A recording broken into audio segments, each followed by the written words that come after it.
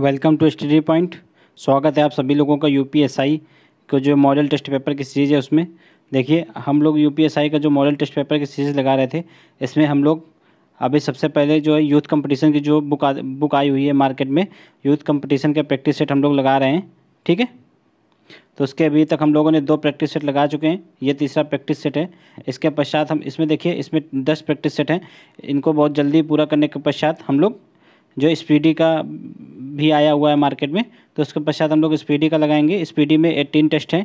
ठीक है, तो 10 ये 18 ये टोटल हो जाएंगे 28।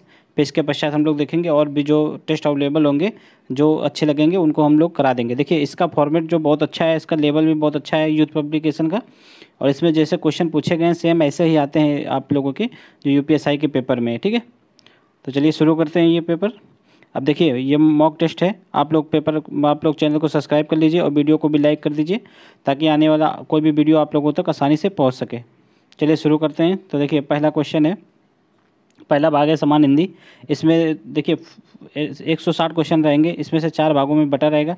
पहले में आप लोगों की समान हिंदी पूछी जाएगी, दूसरे भाग में जीएस पूछा जाएगा, तीसरे भाग में मैथमेटिक्स होगी और चौथे में रीजनिंग होगी।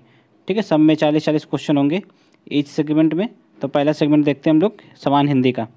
तो ये पहले में सबसे पहले गद्यांश लिखा हुआ है। तो देखिए, जैसा कि हर बार की तरह इस बार भी हम आप लोगों को गद्यांश का आंसर जो है वो जो कमेंट बॉक्स में दे देंगे, वीडियो के नीचे कमेंट बॉक्स में। आप उससे गद्यांश को आप स्वतः ही करेंगे और फिर उससे आंसर मिला लीजिएगा। क्योंकि यहाँ गद्यांश हम करके तो करवा देंगे आप लोगों को, फिर समझ में नहीं आएगा, तो आप पहले बनाने की कोशिश कीजिएगा गद्यांश को, और इसका आंसर हम आप लोगों को जो 5 गद्यांश के क्वेश्चन है उनका कमेंट बॉक्स में दे देंगे, आप उससे मैच करा लीजिएगा। तो फिर भी हम क्वेश्चन यहाँ पर देख लेते हैं, मतलब गद्यांश पढ़ के देख लेते हैं। ठीक है, देखिए गद्यांश है कि ईसा का काम है जलना, ईशा का काम है जलना, मगर सबसे पहले वह उसी को जलाती है जिसके हृदय में उसका जन्म होता है। ठीक है, ईसा मतलब जो भेदभाव, मतलब जो द्वेष की भावना होती है दूसरे के प्रति, वो। ठीक है, तो आप भी ऐसे बहुत से लोगों को जानते होंगे जो ईसा एवं द्वेष के शिकार हैं, साकार मूर्ति हैं। ठीक है, तो जो बराबर इस फिक्र में लगे रहते हैं कि कहाँ सुनने वाले मिले कि अपने दिल की गुबार निकालने का मौका मिले। ठीक है, श्रोता मिलते ही उनका जो ग्रामोफोन है बजने लगता है। तो जो ईर्ष्यालु व्यक्ति होते हैं वो हमेशा दूसरे की तलाश में रहते हैं। इस गद्यांश का मतलब यही है कि दूसरे की तलाश में रहते हैं। जैसे ही कोई व्यक्ति मिलता है वो अपना ईर्ष्या जो है प्रकट करने लगते हैं। ठीक है, और वे बड़े ही होशियारी के साथ एक एक कांड इस ढंग से सुनाते हैं मानो विश्व कल्याण को छोड़कर उनका कोई ध्येय ही नहीं है। ठीक है, मगर ज़रा उनके अपने इतिहास को भी देखिए और समझने की कोशिश कीजिए कि जब से उन्होंने इस सुकर्म का आरंभ किया है। यहाँ पे सुकर्म का मतलब क्या है? ईशा। ठीक है, जैसे कि मतलब किसी को जो मतलब दूसरे के सामने प्रकट करना, तो जैसे ही उन्होंने इस सुकर्म का आरंभ किया है तब से वे अपने क्षेत्र में आगे बढ़े हैं या पीछे हटे हैं। तो यह हर व्यक्ति को देखना चाहिए। ठीक है, यह भी कि अगर वे निंदा करने में समय और शक्ति का अपव्यय नहीं करते हैं तो आज उनका स्थान कहाँ होता। तो ये इसमें ये कहा गया है कि जो भी ऐसा करता है व्यक्ति, सबको अपनी मतलब स्वतः मूल्यांकन करना चाहिए कि अगर वो ऐसा कार्य न करते तो वो अब कहाँ होते, मतलब कुछ आगे बढ़ गए होते या इससे भी पीछे चले गए होते। तो यहाँ पर आप लोगों को इनका आंसर देना है, कमेंट बॉक्स में आंसर इसका दे देंगे, आप लोग स्वतः लगा लीजिएगा कि इसका का काम क्या है, रुलाना, हंसना, जलना या नाचना। तो इससे पहले ही आप वाक्य में देख लीजिए, आप लोगों को मिल जाएगा इसका आंसर। ठीक है, सेकंड है गद्यांश में प्रयुक्त ध्येय का क्या अर्थ है। ऑप्शन है लक्ष्य, इच्छा, आदर्श, मूल्य। इसको कर लीजिएगा। गद्यांश में ईर्ष्यालु व्यक्तियों की प्रशंसा की गई है, स्तुति की गई है, या खिल्ली उड़ाई गई है, या उपासना की गई है। ठीक है, अपव्यय का अर्थ क्या है? खर्च, अधिक खर्च, कम खर्च या फिजूल खर्च। और गद्यांश का उपयुक्त शीर्षक क्या है? तो देखिए ऑप्शन है ईर्ष्यालु, ईर्ष्या से लाभ, निंदा या अपव्यय। तो इन 5 का आंसर आप लोग खुद स्वतः कीजिएगा और इस मैच कर लीजिएगा कमेंट बॉक्स से। नेक्स्ट क्वेश्चन है, देखिए अधिकार का उपसर्ग क्या है। ऑप्शन है कर, कार, अधि या आ। तो क्या होगा? अधि। अधिकार का क्या होगा उपसर्ग? अधि। नेक्स्ट है धार्मिक का प्रत्यय क्या है। तो धार्मिक का प्रत्यय, देखो उपसर्ग पहले लगता है किसी भी वर्ड में, ये अधिकार में अधि, और प्रत्यय जो है किसी भी वर्ड में बाद में लगता है, जैसे इक। यहाँ पे क्या लगेगा? धार्मिक। तो ऑप्शन क्या हो जाएगा? का, इक, मिक या धर्म। तो यहाँ पे इक हो जाएगा। ठीक है, धार्मिक में इक प्रत्यय है, आप लोग गलती से मिक मत लगा दीजिएगा क्योंकि धार्मिक यहाँ पे दिख रहा है। आकर्षण का विलोम होता है तो आकर्षण का विलोम क्या है? विलोम मीन्स अपोजिट, कर्षण, घर्षण या विकर्षण या अपमान। तो क्या होगा? आकर्षण का विकर्षण होता है। ठीक है। नेक्स्ट है जानने की इच्छा के लिए कौन सा शब्द प्रयुक्त होता है? ये वन वर्ड है। तो जानने की इच्छा वाले को क्या बोलते हैं? ऑप्शन है इच्छा, जिज्ञासा, आशा या अभिलाषा। तो इसका राइट आंसर जिज्ञासा। जो जानने की इच्छा रखता है उसको जिज्ञासा बोलते हैं। कथा का बहुवचन क्या होगा? ऑप्शन है कथे, कथें, कथों, कथानक या कथाएं। तो इसका राइट आंसर क्या हो जाएगा? कथा का बहुवचन होता है कथाएं। नेक्स्ट है निम्न में से कौन सा वाक्य वर्तमान काल का है? तो जो वर्तमान काल में जो प्रेजेंट में कौन सा है? मानव पढ़ता है, मोहन सो रहा है। देखिए मोहन, ठीक है, सीता सो रही थी, तो ये पास्ट का हो गया। वह जाएगा, ये फ्यूचर का हो गया। मानव पढ़ता है, यही प्रेजेंट का है। ठीक है। मोहन सो गया, तो ये भी पास्ट का हो गया। तो क्या होगा? मानव पढ़ता है। नेक्स्ट है प्रश्नवाचक चिन्ह को पहचानना है। काफ़ी इजी क्वेश्चन है, तो इसका राइट आंसर ए हो जाएगा। नेक्स्ट है रास्ता देखना, मुहावरे का अर्थ क्या है? ठीक है। देखिए ये कॉमा का चिन्ह है, ये विस्मादि का चिन्ह है। ठीक है। ये अर्ध कॉमा का चिन्ह है, ये याद रखना। प्रश्नवाचक हो गया ये कॉमा, ये अर्ध कॉमा, ये विस्मादि। नेक्स्ट है रास्ता देखना, मुहावरा का अर्थ क्या होगा? रास्ता देखना मतलब किसी का इंतजार करना। तो क्या हो जाएगा इसका राइट आंसर? प्रतीक्षा करना। नेक्स्ट क्वेश्चन है कि एक हाथ से ताली नहीं बजती, इस लोकोक्ति का सही अर्थ क्या होगा? तो ऑप्शन है एक हाथ से ताली नहीं बजती, या झगड़े के लिए एक पक्ष जिम्मेदार होता है, या झगड़े के लिए दोनों पक्ष जिम्मेदार होते हैं, या झगड़े के लिए कोई जिम्मेदार नहीं होता। तो इसका राइट आंसर क्या होगा? कि झगड़े के लिए दोनों पक्ष जिम्मेदार होते हैं। ठीक है। नेक्स्ट है निम्नलिखित में से दंत वर्ण कौन सा है? तो दांतों से निकलने वाला वर्ण कौन सा है? सा है, टा है, पा है या हा है? तो दांतों से कौन सी ध्वनि निकलती है? देखिए ये क्वेश्चन पिछली बार भी मिला था, तो इसका राइट आंसर हो जाएगा सा। देखिए यहाँ पे हमने पिन भी कर दिया है आप लोगों के लिए, एक मिनट, ये देखिए। तो यहाँ पे वर्ण दिए रखे हैं, कौन वर्ड कहाँ से निकलता है। देखिए ला और सा वर्ण का उच्चारण कहाँ से होता है? दंत से होता है। ठीक है। कंठ से क्या क्या होता है? आ का वर्ण के जो का वाली लाइन होती है वो, और हा और विसर्ग, तो ये सब कंठ से होते हैं। तालु से ये है। ठीक है। सारा दे रखा है। मूर्धा से, दंत से, देखिए दंत से जो ता वर्ण की लाइन होती है, ता वर्ग की वर्ण, और ला और सा ये कहाँ से निकलते हैं? तो दंत से। ठीक है। बाकी सब आप लोग पढ़ लीजिएगा। तो ये हमने दे दिया है, इसका स्क्रीनशॉट आप भी ले सकते हैं। ठीक है। नेक्स्ट है निम्न में अनुनासिक वर्ण कौन सा है? अनुनासिक में जो नाक से जिसकी ध्वनि निकलती है। तो ऑप्शन है पा, बा, मा या था। तो कैसे क्या निकला? माँ। ये निकले नाक से ध्वनि माँ। तो राइट आंसर क्या हो जाएगा? माँ। महेंद्र का संधि विच्छेद क्या होगा? तो इसका राइट आंसर क्या होगा? महा प्लस इंद्र, या मह प्लस इंद्र, या मही प्लस इंद्र, या मह प्लस इंद्र। तो क्या होगा इसका राइट? तो महा प्लस इंद्र हो जाएगा, महेंद्र। ठीक है। नेक्स्ट है राज दरबार में कौन सा समास है? तो देखिए राज दरबार में कौन सा समास है? अव्ययी समाज, तत्पुरुष समाज, दिगु समाज, द्वंद्व समाज या दिगु समाज। तो इसका क्या राइट आंसर हो जाएगा? इसका हो जाएगा राज दरबार का क्या होता है? तत्पुरुष होता है, यानी कि राजा का दरबार, राजा का दरबार। तो किसका होगा? तत्पुरुष। तत्पुरुष में जो है बाद का पद जो है प्रधान होता है। ठीक है। यथासंभव में कौन सा समास है? इसमें देखिए पूर्व का पद प्रधान होता है। ठीक है। यथा और संभव। तो ये क्या होगा? जिसमें पूर्व का पद प्रधान होता है और बाद का प्रधान होता है, तो वो होता है अव्ययी भाव। ठीक है। तो राइट आंसर क्या हो जाएगा? अव्ययी भाव। नेक्स्ट है निम्नलिखित में से कौन सा शब्द विदेशी है? तो कौन सा विदेशी है? ऑप्शन है मयूर, बचन, मील या मध्य। तो देखिए मील, ये इंग्लिश वर्ड है, ये विदेशी है। ठीक है, मील। नेक्स्ट है हिमालय किस प्रकार की संज्ञा है? ऑप्शन है व्यक्तिवाचक, भाववाचक, जातिवाचक या समूहवाचक। देखिए हिमालय एक पर्वत का नाम है, तो ये क्या हो जाएगा? व्यक्तिवाचक संज्ञा। व्यक्तिवाचक क्या है? जब किसी व्यक्ति का नाम या किसी स्थान विशेष का नाम होता है जिससे किसी एक ही व्यक्ति की पहचान होती हो, तो उसे क्या कहते हैं? व्यक्तिवाचक संज्ञा। निम्नलिखित में इससे प्रश्नवाचक सर्वनाम कौन सा है? ऑप्शन है जो, सो, कोई या कौन। तो राइट आंसर क्या हो जाएगा? कौन। कौन एक प्रश्नवाचक सर्वनाम है। ठीक है। कौन जाएगा या कौन वहाँ है, तो सब प्रश्नवाचक में होता है। निम्न में से कौन सा संख्यात्मक विशेषण है? तो संख्यात्मक देखना है, तो कुछ, गरीब, कैसा, सफ़ेद। तो इसमें कौन सा संख्यात्मक लग रहा है, मतलब संख्यावाचक लग रहा है? तो इसमें कुछ में संख्या का प्रतीक हो रहा है। नेक्स्ट है निम्नलिखित में से कौन सा हवा का पर्यायवाची नहीं है? तो क्या होगा? हवा का पर्यायवाची कौन सा नहीं है? वायु देखिए हवा का होता है, पवन मीन्स भी हवा होती है, सॉरी वायु मीन्स हवा, पवन मीन्स हवा, समीर मीन्स भी हवा होती है। पर सलिल नहीं होता। सलिल किसका होता है? तो सलिल जल का होता है। बढ़ते नेक्स्ट है, निम्नलिखित में से कौन सा शब्द शुद्ध है? शुद्ध वर्ड पहचानना है। तो ज्योत्सना, पुण्य, क्षमा या उन्नति। तो देखिए ज्योत्सना इज राइट आंसर, सही लिखा है। उन्नति ऐसे लिखते हैं, ये छोटी पाई रहेगी ता में। पुण्य तो ऐसे लिखते हैं, ठीक है, पुण्य। और क्षमा कैसे लिखते हैं? तो क्षमा इस प्रकार लिखते हैं। बढ़ते नेक्स्ट, लिस्ट निम्नलिखित में से कौन सा स्त्रीलिंग है? प्रभाव, भाषा, निर्माण या विवाह। तो राइट इसका क्या हो जाएगा? भाषा, बी इज राइट आंसर। जैसे कहते नहीं आपकी भाषा कैसी है, तो आपकी भाषा कैसी है, तो ये कैसा हो गया? स्त्रीलिंग, ठीक है। नेक्स्ट है, निम्नलिखित में से कौन सा वाक्य शुद्ध है?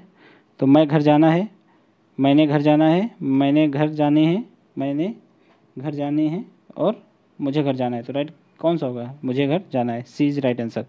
नेक्स्ट है, आदेश का अंग्रेजी अनुवाद क्या होगा? देखिए आदेश माना, आदेश क्या होता है? ऑर्डर देना, ऑर्डर मीन्स आदेश, ठीक है। रिक्वेस्ट मीन्स तो प्रार्थना करना हो गया, किसी से याचना करना, ठीक। गाइड मीन्स किसी को निर्देश देना। नेक्स्ट है टीचिंग, टीचिंग का अनुवाद क्या होगा? हिंदी अनुवाद अध्ययन, अध्यापन, निरीक्षण या शिक्षण। तो इसका राइट आंसर क्या होगा? बी। अध्यापन मीन्स, टीचिंग मीन्स अध्यापन होता है, ठीक है। शिक्षण मत लगा दीजिएगा गलती से, शिक्षण होता है एजुकेशनल, जो एजुकेशनल होता है वो शिक्षण होता है, ठीक है। शिक्षण की मीनिंग एजुकेशनल होता है। नेक्स्ट है, ब्रज भाषा का केंद्रीय क्षेत्र कौन सा है? तो ब्रज भाषा किस क्षेत्र में बोली जाती है? ऑप्शन है लखनऊ, मथुरा, इलाहाबाद या वाराणसी। तो इसका राइट आंसर देखिए, ब्रज भाषा किस क्षेत्र में? मथुरा में बोली जाती है। नेक्स्ट है, हिंदी में निम्नलिखित में से किस में वर्गीकृत नहीं किया गया है? तो हिंदी को निम्नलिखित में से किस में वर्गीकृत नहीं किया गया है? पहाड़ी हिंदी, पश्चिमी हिंदी, दक्षिणी हिंदी या पूर्वी हिंदी। तो इसका राइट आंसर क्या हो जाएगा? दक्षिणी हिंदी, ठीक है। दक्षिणी हिंदी में हिंदी को नहीं वर्गीकृत किया गया, बाकी तीनों में किया गया है। नेक्स्ट है, अर्थशास्त्रीय पत्र के संदर्भ में कौन सा कथन गलत है? गलत इसमें पहचानना है कौन सा गलत है। इसका स्वरूप व्यक्तिगत पत्र के समान होता है, या पत्र अन्य पुरुष में लिखा जाता है, या फिर अनौपचारिक शब्दों के आरंभ करने की आवश्यकता नहीं होती है, औपचारिक शब्दों के से आरंभ करने की आवश्यकता नहीं होती है, या फिर प्रायः समान स्तर के अधिकारियों के साथ ऐसा पत्र व्यवहार किया जाता है। तो इसका राइट आंसर क्या हो जाएगा? देखिए ये बी, ठीक है। अन्य पुरुष में ये नहीं लिखा जाता है, चूँकि इसमें गलत पूछा गया है, तो यही हो जाएगा। इसमें ये प्रथम पुरुष में लिखा जाता है, ठीक है, ये प्रथम पुरुष में लिखा जाता है। बढ़ते नेक्स्ट, कौन सा वर्ण घोष है? तो घोष वर्ण कौन सा, ये पहचानना है। देखिए घोष वर्ण कौन कौन से होते हैं? देखिए ऑप्शन देख लीजिए, का, खा, गा और या चा। तो घोष वर्ण कौन कौन से होते हैं? जो प्रत्येक वर्ण के लाइन, जो मतलब प्रत्येक वर्ग के, जो प्रत्येक वर्ग में जो वर्ण होते हैं उसमें जो तीसरा वर्ण होता है, तीसरा, चौथा और पांचवा, प्रत्येक लाइन का जो तीसरा, चौथा, पांचवा वर्ण होता है वो घोष वर्ण होता है। और साथ ही साथ या, रा, ला, वा और हा, ठीक है, 5 ये। और पा वर्ग की लाइन तक ये रूल लगेगा, 3, 4, 5। तो ये सारे वर्ड कौन से होते हैं? घोष। बढ़ते नेक्स्ट, घोष वर्ड कौन से होते हैं? जिनका उच्चारण जो है नाक से होता है, ठीक है। घोष लिखा है मतलब सॉरी, नाक से नहीं होता है। घोष वर्ड वो होते हैं जिनके उच्चारण में स्वर की जो स्वर का झंकृत उत्पन्न होता हो, ठीक है। नेक्स्ट है, जो है संहार का संधि विच्छेद क्या होगा? संहार का, तो देखिए संहार, इसका राइट आंसर क्या हो जाएगा? डी, ठीक है, शम प्लस हार। निम्नलिखित में से कौन सा शब्द तत्सम है? तत्सम मीन्स जो मूल रूप से संस्कृत से लिए गए हैं। तो ऑप्शन क्या हो जाए? ऑप्शन है चक्र, चांद, छत या छेद। तो इसका राइट आंसर क्या हो जाएगा? चक्र। नेक्स्ट है, कौन सा शब्द तद्भव है? तद्भव मीन्स जो तत्सम से मिल परिवर्तित होकर बने, योगी, यौवन, जीव या जीर्ण। तो इसका राइट आंसर क्या हो जाएगा? जीव। जीव एक तद्भव वर्ड है। नेक्स्ट है, निम्नलिखित प्रेरणार्थ क्रिया कौन सी है? प्रेरणार्थ मीन्स जो दूसरे को प्रेरणा दे। तो क्या हो जाएगा? उठना, उड़ना, दिलाना या चलना। तो यहाँ पे दिलाना प्रेरणार्थ क्रिया है, ठीक है, दूसरे के लिए यूज होता है दिलाना। नेक्स्ट, अली और अली का युग्म का सही अर्थ क्या है? अली, एक अली मीन्स क्या होता है? भौरा, और एक अली मीन्स सखी, ठीक है, भौरा और सखी हो जाएगा इसका राइट आंसर। बढ़ते हैं नेक्स्ट, निम्नलिखित में से कौन सा वाक्य संयुक्त वाक्य है? तो ऑप्शन है, मैंने लड़के को बुलाया, उन्हें ना नींद आती थी ना भूख प्यास लगती थी, ठीक है, आपको ऐसा ना कहना चाहिए था, वहाँ जाना अच्छा नहीं है। तो ये सब सिंगल वाक्य हैं। यहाँ पे संयुक्त वाक्य कौन सा है? बी नंबर, ठीक है, बी इज राइट आंसर। बढ़ते नेक्स्ट है, अब देखिए यहाँ से आप जीएस का पोर्शन स्टार्ट हो गया है। हम लोग हिंदी कर लिए हैं 40 क्वेश्चन, अब जीएस करते हैं। ठीक है, तो जीएस का पहला क्वेश्चन है कि वर्ष 1926 ईस्वी में पानीपत के युद्ध में बाबर और किसके मध्य लड़ा गया था? तो वर्ष 1926 का किसका युद्ध? बाबर और राणा सांगा के मध्य लड़ा गया था, जिसमें राणा सांगा की हार हुई थी। ठीक है, बढ़ते नेक्स्ट है व्यापारिक कंपनियों ने मुगल साम्राज्य के दौरान सन 1605 ईस्वी में भारत के जो मछलीपट्टनम में अपने ठिकाने की स्थापना की थी। तो मछलीपट्टनम में 1605 में किसने स्थापना की थी? ऑप्शन है अंग्रेज, पुर्तगाली, फ्रांसीसी या डच। तो इसका राइट आंसर क्या हो जाएगा? डच। डचों ने किया था। ठीक है, अंग्रेजों ने कब किया था? तो अंग्रेजों ने अपनी पहली फैक्ट्री लगाई थी औपचारिक रूप से सूरत में। ये कब लगाई थी? ये लगाई थी 1613 में, 1613-14 में लगाई थी। ठीक है, बढ़ते नेक्स्ट। पुर्तगालियों ने कहाँ पे लगाई थी? तो इन्होंने कोच्चि में अपनी पहली फैक्ट्री लगाई थी। ठीक है, 1503 में। बढ़ते नेक्स्ट है आर्य समाज की स्थापना किसने की थी, या फिर आर्य समाज के संस्थापक कौन है?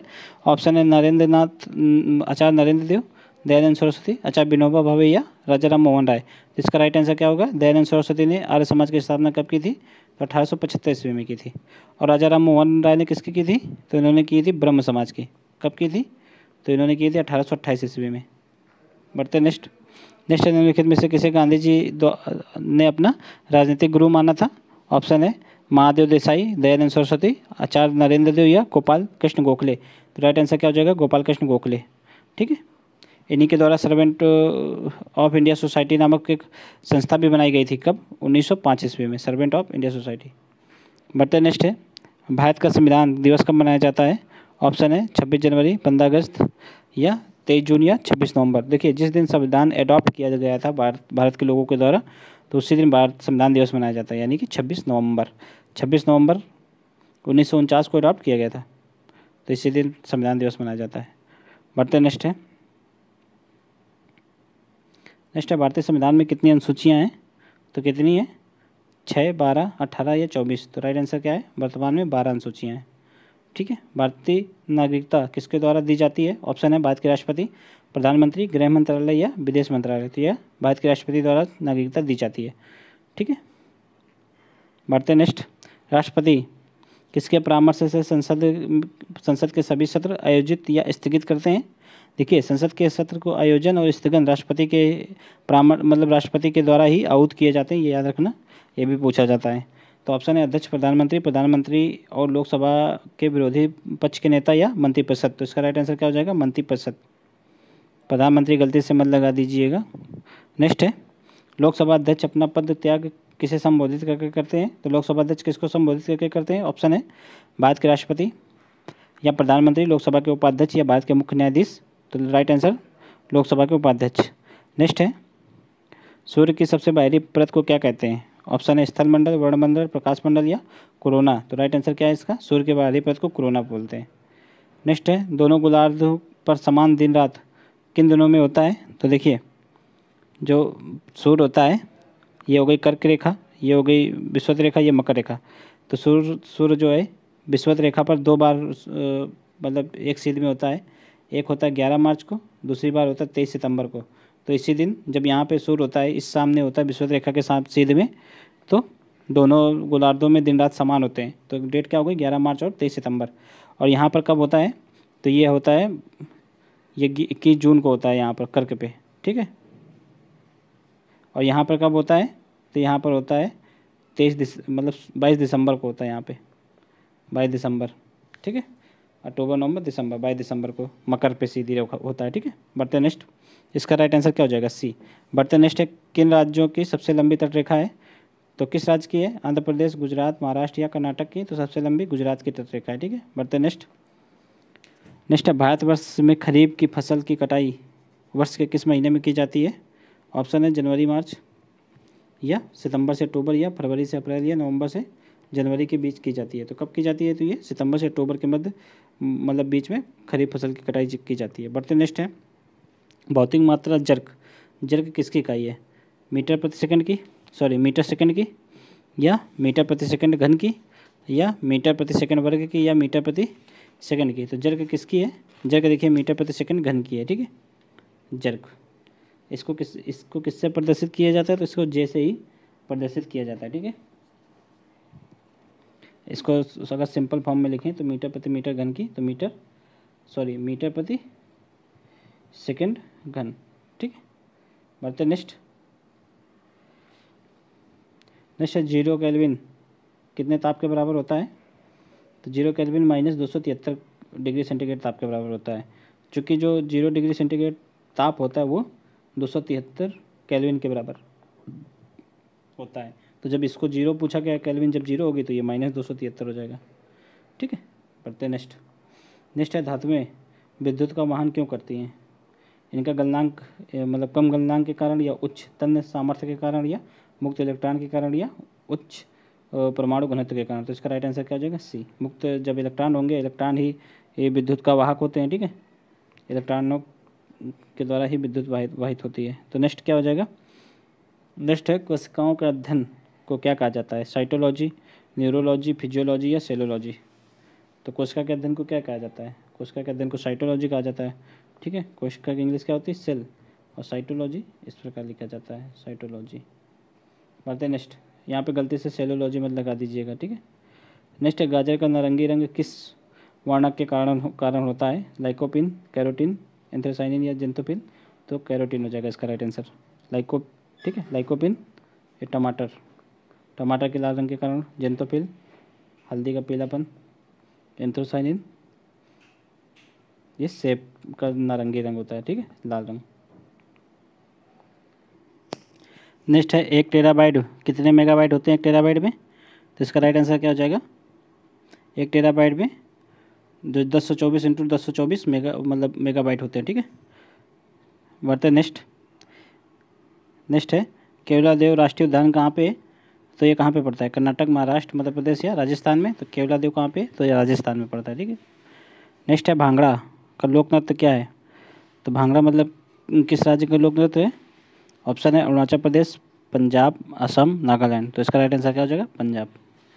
नेक्स्ट है सूचना का अधिकार अधिनियम के उपबंधों के अधीन रहते हुए कि इसमें से किसे सूचना का अधिकार प्राप्त है। तो देखिए सूचना का अधिकार अधिनियम कब आया था, 2005 में। ठीक है, तो देखिए ऑप्शन है पीड़ित व्यक्ति को, सरकारी कर्मचारियों को, सभी नागरिकों को, या गैर सरकारी कर्मचारियों को। तो इसका राइट आंसर क्या हो जाएगा, नागरिकों को। ठीक है, सभी नागरिकों को। नेक्स्ट है आतंकवाद से निपटने के लिए पुलिस की बनी नवीन इकाई ATS, ठीक है, को किसी विस्फोटक होने की सूचना पर कौन सा दस्ता भेजा जाएगा। तो ऑप्शन है बम निरोधक दस्ता, या होमगार्ड, या विधि विज्ञान प्रयोगशाला के कर्मी, या उपरोक्त में से कोई नहीं। तो इसका राइट आंसर क्या हो जाएगा, बम विस्फोटक दस्ता भेजा जाएगा। ठीक है, अगर विस्फोटक की सूचना मिलती है तो। नेक्स्ट उत्तर प्रदेश में होने वाले त्यौहार पर लट्ठा मार होली मनाई जाती है। तो किस त्यौहार पे मनाई जाती है, मतलब कहाँ पे मनाई जाती है उत्तर प्रदेश में, वृंदावन में, बरसाना में, मथुरा में, या गोकुल में। तो ये कहाँ मनाई जाती है, बरसाना में लट्ठा मार होली मनाई जाती है। ठीक है, यूपी के। नेक्स्ट है निम्नलिखित राज्यों में से किससे उत्तर प्रदेश की सीमा नहीं लगती। राजस्थान से लगती है, पंजाब से नहीं लगती, देखिए हरियाणा से लगती है। ठीक है, नेक्स्ट है भारतीय दंड संहिता के अनुसार निम्नलिखित निष्कर्ष में कौन सा सही है। तो ऑप्शन है ए, एक छड़ी से जेट को 50 बार मारता है, यदि एक प्रहार के लिए 1 साल की सज़ा है तो ए को सज़ा के रूप में 50 साल कारावास होगा। नेक्स्ट है ए जेट को मार रहा है तो वाई हस्तक्षेप करता है, ए जानबूझकर वाई को भी मारता है, ए जेट को स्वेच्छा से चोट पहुंचाने के लिए एक सज़ा के लिए और वाई को मारने के लिए अन्य सज़ा के लिए उत्तरदायी है। तो देखिए यहाँ पे पहला सही हो जाएगा, लेकिन अगर ए जेड को मार रहा है, अगर वाई बचाता है, तो वाई को भी अगर ए मारता है तो इसमें एक ही अपराध एक ही रहेगा दोनों केस में। ठीक है, अलग अलग ऐसा नहीं कि ए को जेड के लिए अलग सज़ा मिलेगी, वाई के लिए अलग मिलेगी। ठीक है, तो ये गलत हो जाएगा। राइट आंसर क्या हो जाएगा, केवल एक। ठीक है, नेक्स्ट है राम ने एक अपराध किया जिसके लिए सज़ा सिर्फ 40 रुपये का जुर्माना था, लेकिन वह इस राशि का भुगतान नहीं कर सका। फिर IPC की धारा 67 के अनुसार उसे भुगतान न करने के लिए अधिकतम कितने महीने कारावास या कैद किया जाएगा। तो देखिए ऑप्शन है 4 महीने, 6 महीने, 1 महीना या 2 महीना। तो अगर 40 रुपये का कोई जुर्माना नहीं भरता है तो उसको अधिकतम 2 महीने के लिए कारावास भेजा जा सकता है। ठीक है, और अगर 100 रुपये तक का जुर्माना है। अगर उसको नहीं भरता तो अधिकतम 4 माह के लिए भेजा जाएगा जेल। और अगर अन्य दशा अगर कोई और कंडीशन पड़ गई तो अधिकतम मतलब 100 से अधिक तो अधिकतम 6 माह के लिए। ठीक है। नेक्स्ट है देखिए यहाँ नीचे अधिनियम लिखा है। तो एक्ट ने वनवासी अनुसूचित जनजाति के वन अधिकारों को मान्यता दी और एफडी लोगों को वन भूमि पर अधिकार दिया। तो यहाँ पर क्या हो जाएगा, वन अधिकार मान्यता अधिनियम या पर्यावरण संरक्षण अधिनियम या प्रतिपूरक वनीकरण कोष अधिनियम या वन संरक्षण अधिनियम। तो इसका राइट आंसर ए हो जाएगा। ठीक है, वन अधिकार संरक्षण अधिनियम, सॉरी वन अधिकार मान्यता अधिनियम। बढ़ते नेक्स्ट। देखिए ये रोड के किनारे आप लोगों को ये सिंबल लगा हुआ मिलता है, तो इसका अर्थ क्या है ये पूछा गया है। तो ऑप्शन है आगे खतरनाक ढलान है या आगे रास्ता घुमावदार है। देखिए आगे रास्ता घुमावदार है तो पिछली बार आया था ये, तो इसका तो सिंबल ऐसे करके अगर बना होता है रोड के पास तो ये मतलब होता है आगे रास्ता घूम के। ठीक है, आगे 2 मोड़ है या धीरे चलें, तो इसका आंसर क्या हो जाएगा। तो देखिए ये ढलान का प्रतीक है, तो आगे मतलब आगे खतरनाक ढलान है। ठीक है, सॉरी इसमें ये नहीं होगा, इसका मतलब हो जाएगा आगे 2 मोड़ हैं। ठीक है, और पहला बाईं तरफ है। बढ़ते नेक्स्ट है यदि किसी नागरिक को सूचना अधिकार अधिनियम के तहत अपील और दूसरी अपील के उपाय समाप्त हो जाएं तो वह संविधान के किस अनुच्छेद के अधीन उच्चतम न्यायालय जा सकता है। तो कोई न्यायालय अगर कोई व्यक्ति को स्वतंत्रता का हनन होता है तो सुप्रीम कोर्ट किस अधिनियम के तहत जाता है, तो 32 के तहत। ठीक है, अगर यहीं पे हाई कोर्ट लिखा होता, हाई कोर्ट या उच्च न्यायालय, तो किसके तहत जाएगा, तो 226 के तहत। बढ़ते नेक्स्ट। तो इसका राइट आंसर क्या हो जाएगा, 32। नेक्स्ट है निम्नलिखित में से किन पर जनहित याचिकाओं मामले के रूप में विचार नहीं किया जा सकता। तो देखिए मकान मालिक और किराएदार के मामले, तो ये एक सेट में और मिल चुका है हम लोगों को, तो ये बिल्कुल सही है, इस मामले में विचार नहीं किया जा सकता। सेवा मामले, पेंशन एवं ग्रेच्युटी से संबंधित मामले, तो बिल्कुल सही है, इसमें किया जा सकता है। ठीक है, और पारिवारिक पेंशन, तो इसमें भी किया जा सकता है, इसमें नहीं किया जा सकता। तो पूछा क्या है, तो किसमें विचार नहीं किया जा सकता, तो राइट आंसर ए हो जाएगा, केवल A, B is right answer. Next है तत्कालिक न्याय का अधिकार एक मौलिक अधिकार है। ठीक है, तत्कालिक न्याय का अधिकार एक मौलिक अधिकार है जो जीवन के अधिकार के अंतर्गत आता है।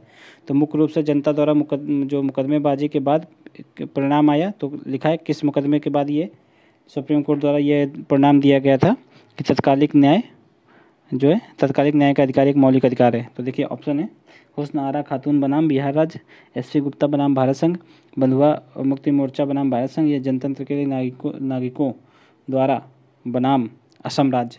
तो इसका राइट आंसर क्या हो जाएगा, हुस्न आरा खातून बनाम बिहार राज्य। ठीक है, यह केस कब हुआ था, यह केस हुआ था 1979 में। तो इसमें जो है न्यायालय ने अपना ये जजमेंट दिया था कि तत्कालिक न्याय का अधिकार एक मौलिक अधिकार है, न्याय में देरी नहीं होनी चाहिए। लेकिन फिर भी अपने इंडियन सिस्टम में इतने केसेस पेंडिंग में कि न्याय में देरी हो ही जाती है। नेक्स्ट है 1983 के में स्थापित जो स्थापित हुआ था, ये पूछना है यहाँ पे, समिति बतानी है कि चार्टर का देश के राज्य एवं केंद्र राज्य सरकारों के बीच संबंध और अधिकारों के संतुलन को जांचना था और भारत के संविधान के ढांचे के भीतर परिवर्तन का सुझाव देना था। तो कौन सी समिति थी वो, राजमन्नार समिति, मल्होत्रा समिति, नरसिम्हन समिति या सरकारिया समिति। तो देखिए सरकारिया समिति ये राज्य के संबंध के बीच बनी थी, केंद्र और राज्य के संबंधों के बीच। तो इसका राइट आंसर क्या हो जाएगा, सरकारिया समिति। ठीक है, बढ़ते नेक्स्ट है भारतीय संविधान का अनुच्छेद 48 भारत सरकार को अधिदेश देता है वह मादक पदार्थों के सेवन पर रोक लगाए या पर्यावरण की रक्षा का विकास करे या पिछड़े वर्गों के शैक्षणिक और आर्थिक हितों का संवर्धन करे या गाय एवं बछड़ों के वध पर रोक लगाए। तो इसका राइट आंसर क्या हो जाएगा, इसका राइट आंसर हो जाएगा ये कि ये गाय एवं बछड़ों के वध पर रोक लगाए। ठीक है, जो दुधारू गाय होती हैं उन पर रोक लगाने की बात की गई है संविधान में। ठीक है, और मादक पदार्थों के सेवन पर रोक, तो ये क्या है, 48 का ए है। बढ़ते नेक्स्ट है मोटर कार संशोधन अधिनियम 2019 से संबंधित तथ्यों पर विचार करना है। जो मोटर वाहन अधिनियम अभी आया था, इसके आने के बाद बहुत मतलब ज़्यादा चालान कट रहे थे, तो काफ़ी न्यूज में था। तो देखिए ये इस पर विचार करना है कि यह विधेयक 31 जुलाई 2019 को राज्यसभा में पारित किया गया। यह विधेयक मोटरयान अधिनियम 1988 के संशोधन हेतु पारित किया गया है। यह संशोधन जो मोटर दुर्घटना कोष को स्थापित करने का प्रस्ताव है, तो संशोधन विधेयक में गोल्डन आवर के दौरान सड़क दुर्घटना में घायल व्यक्ति के लिए कैशलेस उपचार की सुविधा प्रदान करने का भी प्रस्ताव है। गोल्डन आवर कौन से होते हैं? जब मान लीजिए किसी की दुर्घटना हुई तो जो उसके शुरुआती 1 घंटा होता है उसको गोल्डन आवर बोलते हैं, ठीक है। तो इसका राइट आंसर क्या हो जाएगा? मोटर वाहन अधिनियम से संबंधित, तो इसका राइट आंसर 4th है, ठीक है। इसमें जो है गोल्डन आवर के दौरान सड़क दुर्घटना में व्यक्ति को कैशलेस उपचार की सुविधा प्रदान करने का प्रस्ताव किया गया था। नेक्स्ट है, सॉरी इसमें सभी है, डी है उपयुक्त सभी, ये सारे चीज़ें थी, ठीक है। जिससे पहले का अधिनियम था वो कौन सा था? 1988। इसी को संशोधित करके 2019 में एक नया अधिनियम लाया गया, ठीक है। 31 जुलाई को ये राज्यसभा से पारित हुआ था। बढ़ते नेक्स्ट है, विश्व स्तनपान सप्ताह विश्व भर में कब मनाया जाता है? तो विश्व स्तनपान सप्ताह विश्व भर में कब मनाया जाता है? ऑप्शन है 30 जुलाई से 6 अगस्त, 1 अगस्त से 6 अगस्त, या 1 अगस्त से 7 अगस्त, या 2 अगस्त से 9 अगस्त। तो इसका राइट आंसर क्या हो जाएगा? ये 1 अगस्त से 7 अगस्त मनाया जाता है, ठीक है। राइट आंसर सी। नेक्स्ट है 8 से 9 अगस्त 2019 को ई गवर्नेंस पर जो 22वां राष्ट्रीय सम्मेलन आयोजित किया गया था, तो ये कहाँ पे किया गया था? राष्ट्रीय सम्मेलन आयोजित किया गया था शिलांग में, बेंगलुरु में, गुवाहाटी में, या हैदराबाद में। तो 22वां राष्ट्रीय सम्मेलन जो है शिलांग में आयोजित हुआ था, ठीक है। मेघालय की राजधानी है शिलांग। बढ़ते नेक्स्ट, केंद्रीय मंत्रिमंडल द्वारा अंतर्राष्ट्रीय समाधान समझौता, ठीक है, UNISA यूनिशा से जुड़े संयुक्त राष्ट्र कन्वेंशन पर हस्ताक्षर की मंजूरी दी। तो इसमें डेट पूछा गया है 25 जुलाई, 30 जुलाई, या 27 जुलाई, या 31 जुलाई।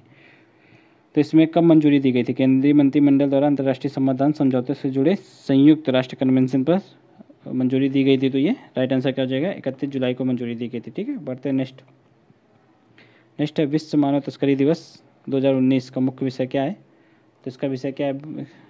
ऑप्शन है मानव तस्करी रोकथाम, मानव तस्करी कार्रवाई के लिए अपनी सरकार को बुलाओ, या मानव तस्करी पूर्ण निषेध, या इनमें से कोई नहीं। तो इसका देखिए थीम क्या है? मानव तस्करी कार्रवाई के लिए अपनी सरकार को बुलाओ। तो देखिए ये इसकी थीम हो गई। बढ़ते नेक्स्ट है उत्तराखंड मानव विकास रिपोर्ट 2019 से संबंधित तथ्यों पर विचार करना है। तो institute of human development Delhi के सहयोग से उत्तराखंड की प्रथम मानव विकास रिपोर्ट तैयार की गई है। नेक्स्ट ऑप्शन है स्टेटमेंट है मानव विकास सूचकांक में देहरादून पहले स्थान पर है। नेक्स्ट है उत्तराखंड के जन्म पर जीवन प्रत्याशा जो है 71.3 वर्ष है, या फिर जन्म पर सर्वाधिक जीवन प्रत्याशा देहरादून की है। तो इसका राइट आंसर क्या हो जाएगा? इसका राइट आंसर जो है सी है, ठीक है। 1 2 3 बिल्कुल सही है, ठीक है। लेकिन जो जीवन प्रत्याशा के मामले में उत्तराखंड ही है सर्वाधिक, ठीक है।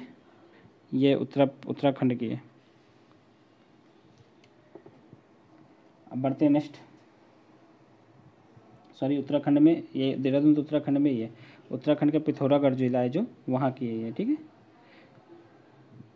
सर्वाधिक जन्म प्रत्याशा। अब बढ़ते हैं नेक्स्ट, देखिए यहाँ से भाग 3 शुरू होता है, ठीक है। संख्यात्मक एवं मानसिक योग्यता, यानी कि ये मैथमेटिक्स है। तो इसमें हम लोग अब भाग 3 अब करेंगे। तो ये 81 नंबर से लेकर 120 तक है, ठीक है। 40 क्वेश्चन इसके होंगे। आप लोग चैनल को सब्सक्राइब कर लीजिए, ठीक है। तो अब चलिए भाग 3 शुरू करते हैं। लिखा है एक संख्या x को दूसरी संख्या से विभाजित किया जाता है जो x की 3 कम है। देखिए कोई संख्या x है, इसको एक ऐसी संख्या से विभाजित किया जाता है जो x की 3 कम है, ठीक है। इस प्रकार प्राप्त परिणामी संख्या को जब एक अन्य संख्या से गुणा किया जाता है जो x के मान का 4 गुना अधिक है, ये संख्या मिली। अब इसमें एक ऐसी संख्या का गुणा किया जाता है जो x का 4 गुना है। तो ये कितना हो जाएगा? ये यहाँ पे x ऐसे लिखते हैं, तो यहाँ पे कितना हो जाएगा? ये 4x से गुणा हो जाएगा यहाँ पर, ठीक है। तब परिणाम कितना प्राप्त होता है? 48। तो यहाँ से x की वैल्यू निकालनी है। तो ये इक्वेशन बना दी हमने, आप लोग निकाल लेना। इसकी वैल्यू 6 आएगी, ठीक है। बढ़ते नेक्स्ट है, देखिए यहाँ पर हम पूरा सवाल नहीं लगाएंगे क्योंकि स्क्रीन भी लिमिटेड है, तो स्पेस भी लिमिटेड है यहाँ पर। तो आप लोग बुक में लगा लीजिएगा, जो ना आए वो आप स्क्रीनशॉट लेकर या फिर क्वेश्चन नंबर बताकर व्हाट्सअप कर सकते हैं, या फिर टेलीग्राम जहाँ पर कहीं आप जुड़े हैं तो वहाँ पर आप हमको भेज सकते हैं। हम इसका आप लोगों को डिस्क्रिप्शन या फिर कंप्लीट आंसर भेज देंगे। नेक्स्ट क्वेश्चन है, ये संख्या है, इसका 5 का स्थानक मान और अंकित मान में अंतर बताना है। देखिए 5 का स्थानक मान क्या हुआ? देखिए 5 कहाँ पर है? इकाई, दहाई, सैकड़ा, हज़ार, 10,000। तो ये 50,000 की जगह पे 5। यानी कि 5 लिखना है, फिर जितने अंक हैं उतने जीरो लगा देने हैं। तो 5 के बाद कितने अंक है? 4। तो ये इसका स्थानक मान हो गया। जिस अंक का पूछा जाए वो अंक लिखकर उसके बाद जितने अंक बचे उतने जीरो लगा देने हैं। फिर अंकित मान 5 का, तो अंकित मान कितना है? तो अंकित मान 5 ही है। अंकित मान वो होती है जो फेस वैल्यू होती है, ठीक है। तो फेस वैल्यू 5 की 5 ही होती है। अब इनमें अंतर बताना है, यानी कि 5 घटा देना है 50,000 में। तो राइट आंसर कितना आ जाएगा? 5994, ठीक है, 49,995। तो राइट आंसर डी। बढ़ते नेक्स्ट है, ये देखिए सिंप्लीफिकेशन का क्वेश्चन है, तो इसको करते हैं। तो इसको पहले हम लोग सिंपल रूप से लिख लेते हैं, ठीक है।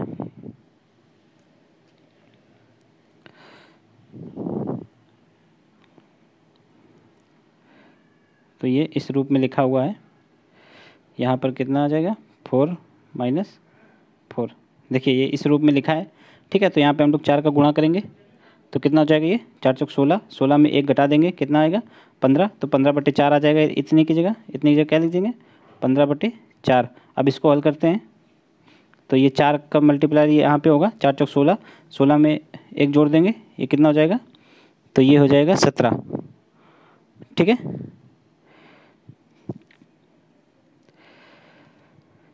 तो देखिए ये 15 बचा यहाँ पर, ठीक है। ये 4 चौक 16 यहाँ पर 15/4 हो जाएगा। तो ये 4 ऊपर चला जाएगा। देखिए ये 4 यहाँ पे आ जाएगा सबसे नीचे वाला। तो यहाँ पे क्या हो जाएगा? यहाँ पे 4 हो जाएगा, नीचे बचेगा 15। अब 15 का यहाँ पे मल्टीप्लाई करना है। तो 15 चौको 60, 60 4 64। तो अभी इसकी जगह पे क्या लिख सकते हैं? 64/15, ठीक है, 15। अब यहाँ पर जब 64/15 लिखेंगे तो ये 15 ऊपर चला जाएगा। तो यहाँ पर आ जाएगा 15, यहाँ बचेगा 64। 64 में 4 का मल्टीप्लाई करेंगे तो कितना आ जाएगा? 4 चौक 16, कैरी लगा 1, 24 1 25, 256, ठीक है। तो 256 और प्लस 15, तो कितना हुआ? 256 प्लस 15, तो ये हुआ 261, 71 हुआ 200, ठीक है। तो ये 271, नीचे कितना हुआ? 64। तो यहाँ पर क्या लिख सकते हैं हम लोग? 271/64। फिर 64 ऊपर चला जाएगा तो कितना आ जाएगा? 64/271, ठीक है। तो देखिए 64/271 है कहीं पे, सॉरी 271, हाँ ये 64/271 ए में आ रहा है, ठीक है। राइट आंसर ए हो जाएगा। बढ़ते नेक्स्ट। अब ये भी सिंप्लीफिकेशन है, तो सेम है ऊपरी की तरह। आप लोग इसमें सिर्फ यहाँ पे भाग देना है, तो आप लोग कर लीजिएगा, ठीक है। इसका आंसर हम आप लोगों को बता दे रहे हैं। तो इसका आंसर आ जाएगा 7 आएगा, ठीक है। बढ़ते नेक्स्ट। देखिए एक पिता ने अपने 2 बेटों और 2 बेटियों को 1 लाख रुपए बांटे। 1 लाख रुपए हैं एक पिता के पास, जिसमें से उसने अपने 2 बेटों को और 2 बेटियों को ये 1 लाख रुपए बांट दिए। तो इसमें से लिखा है कि प्रत्येक बेटी को मिली राशि प्रत्येक बेटे को मिली राशि से 10,000 रुपये कम है। तो 4 लोगों में बटे तो देखिए बेटियों को जो पैसे मिले वो प्रत्येक बेटे से मिले पैसा से 10,000 कम है। तो कितना हो जाएगा इनको? अगर यहाँ पे बेटे को मतलब 20,000 रुपये अधिक मिले दोनों बेटों को, तो 20,000 हटा दो तो बचे कितना? 40 80 हज़ार।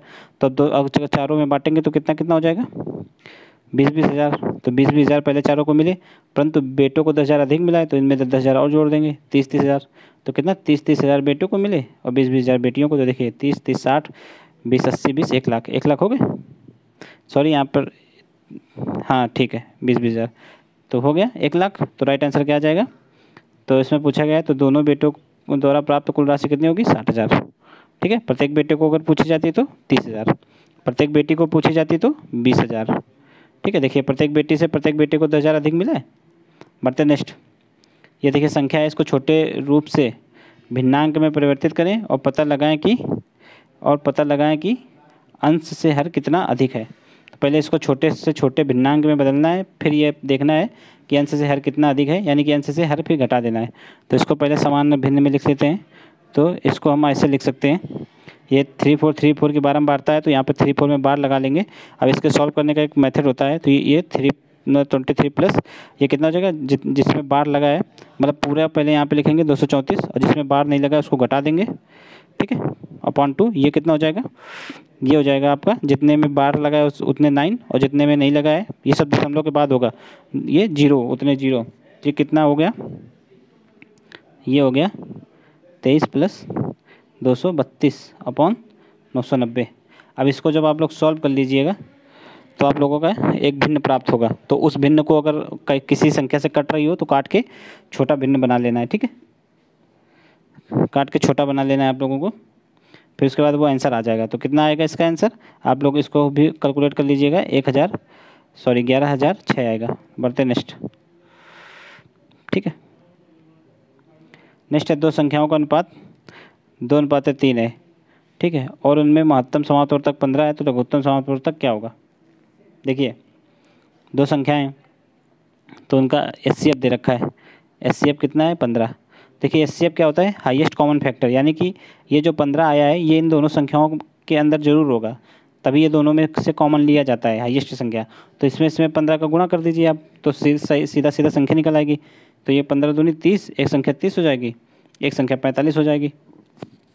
ठीक है, अब वो मेथड लगा दीजिए, पहली संख्या गुणे दूसरी संख्या बराबर एचसीएफ।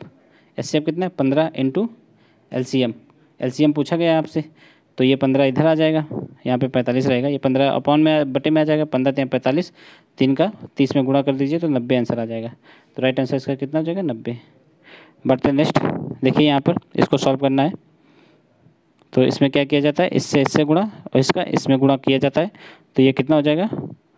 5x, ये इक्वल 15y, तो इससे ये कट जाएगा 3 बार में, तो ये कितना? x/y बराबर 3/1, तो 3:1 के अनुपात में आ जाएंगे x और y।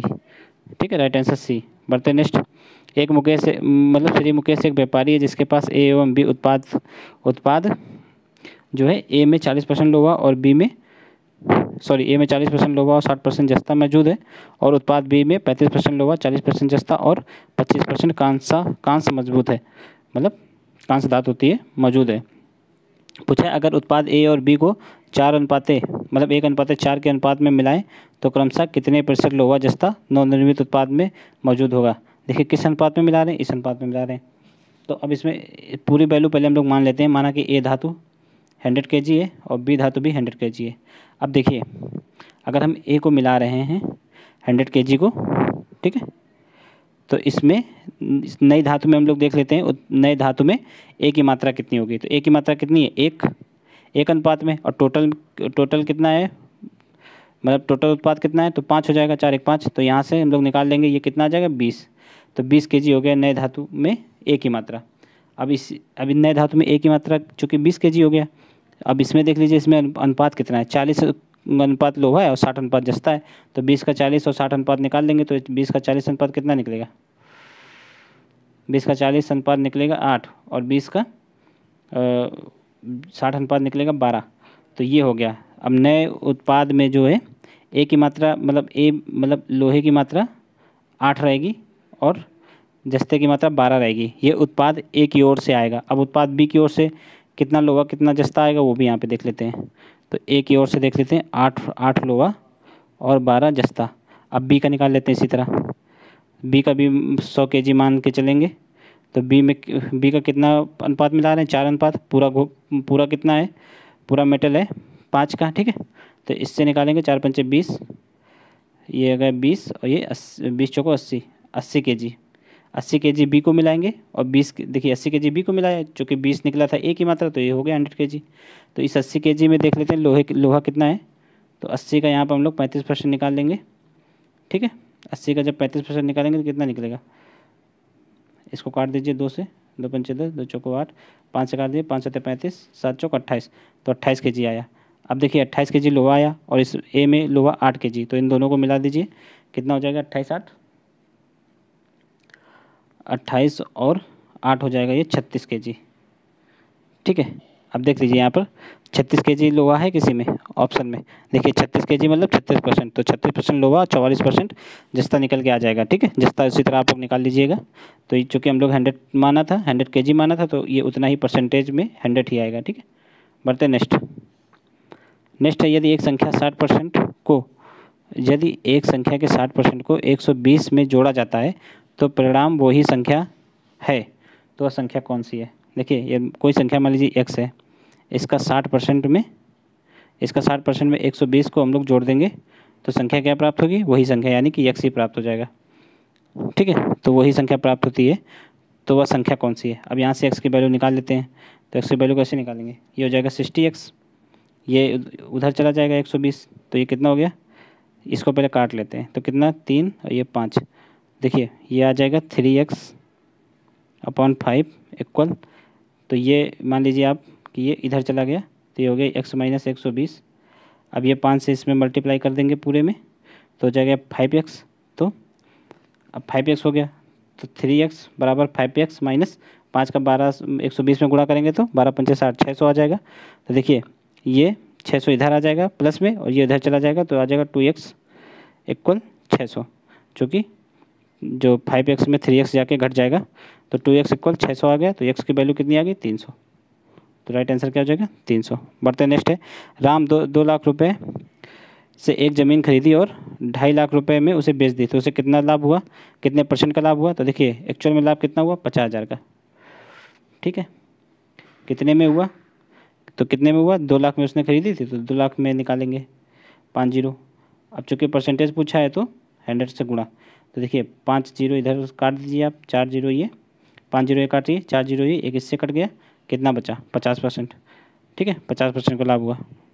C is right answer. बढ़ते नेक्स्ट, एक दुकानदार बच्चों के कपड़े की बिक्री पर 20% की छूट प्रदान करता है फिर भी 30% का मुनाफा कमाता है, यदि अंकित मूल्य पर कितने प्रतिशत की वृद्धि की गई है। तो कह रहा है उसके अंकित मूल्य पर कितने परसेंट की वृद्धि की गई है। सपोज करिए आप 100 रुपये का उसने जो है विक्रय मूल्य लगा रखा है। ठीक है, अंकित मूल्य 100 रुपये लगा रखा है। अब इस पर उसने किया क्या 20% की छूट दे दी तो उसने 80 रुपये का बेचा। जब 80 रुपये का बेचा फिर भी उसको 30% का मुनाफा हो रहा है। ठीक है, तो अब इसमें देख लीजिए तो ये कितना आ जाएगा, मान लीजिए एक्स का किसी संख्या का 130% कितना है 80, क्योंकि यहाँ 30% मुनाफा हो रहा है ना इसलिए 130 हो जाएगा ये। तो ये अपना अपना मेथड सबका अलग अलग है, तो जिस मेथड से पढ़ा हो उस मेथड से लगा लीजिएगा। ठीक है, तो यहाँ से एक्स की वैल्यू निकल आएगी, देखिए दिया जाएगा 800/13। तो एक्स की वैल्यू निकल आएगी यानी कि उसका जो लागत है वो निकल आएगा। तो लागत कितनी है तो यहाँ से निकल आएगा, ये निकल आएगा 8 13 पच्चे 85, कितना हो जाएगा ये 13 पच्चे 65 13 छः 78 कह 2 बचा तो 1 आ जाएगा यहाँ पर। अब कितना बचा 7 तो 70 हो जाएगा, 13 पच्चे 65। तो ये कुछ 61.5 आएगा। तो अब पूछ रहा है कि कितने परसेंट की वृद्धि पूछ रहा है। देखिए 61.5 उसकी लागत आई, 80 रुपये में वो बेच रहा है। अब देखिए यहाँ से क्या लगे कितने परसेंट की वृद्धि की गई है, अंकित मूल्य में कितने परसेंट की वृद्धि की गई है। तो कितने की वृद्धि की गई है यहाँ से पहले अंकित मूल्य में, अंकित मूल्य कितना था 100, तो ये 100 से कितना कम है तो ये है 38.5 और कितने में कितनी वृद्धि की गई है तो इसमें 61.5 निकाल इंटू 10 कर देंगे, मतलब 100 परसेंटेज पूछा गया है ना। तो जब हम लोग ये इसको हल करेंगे तो इसको आप लोग हल करिएगा तो इसका राइट आंसर आप लोगों को निकल के आ जाएगा कितना 62.50%। ठीक है, बढ़ते नेक्स्ट क्वेश्चन है, एक निश्चित राशि में से 1/3 हिस्सा 3% पर और 1/6 हिस्सा 6% पर और शेष हिस्सा 8% पर ब्याज दिया जाता है, यानी कि निवेश किया जाता है और सभी निवेशों पर तीन वर्ष में मिलने वाला ब्याज 600 रुपये है। तो मूल राशि ज्ञात करना है। देखिए कोई राशि मान लीजिए यक्स है, इसका 1/3 हिस्सा कितने वर्षों के लिए 3 वर्षों के लिए दिया जा रहा है, कितने परसेंट पे 3% पे। तो चूँकि ये कितने परसेंट में है तो नीचे आप 100 से भाग दे देंगे फिर प्लस फिर एक्स का 6ठा भाग कितने पे दिया जा रहा है 3 वर्षों के लिए दिया जा रहा है 6% पे। चूँकि परसेंटेज में है तो इसमें भी 100 का भाग, फिर जो शेष बचेगा देखिए 1/3 और 1 प्लस 1/6 जब आप लोग निकाल देंगे तो शेष बचेगा 1/2, यानी कि x/2 ये कितने में दिया जा रहा है ये 8% में दिया जा रहा है। तो ये भी 3 वर्ष के लिए दिया जा रहा है, यहाँ पर भी आप 100 कर देंगे। इन सभी को आप बराबर करके कितना लिख देंगे 600। अब देखिए ये 3 से 3 को काट दीजिए, 6 से 6 को काट दीजिए, ठीक है 2 से इसको काट दीजिए, 4 बार में कट जाएगा। ठीक, तो कितना हो जाएगा 3 चौक 12, ये कितना हो जाएगा 3x, तो यहाँ पे आ जाएगा 3x/100 प्लस यहाँ पे फिर बचेगा 3x/100 और यहाँ पे क्या बचेगा 12x/100 इक्वल 600।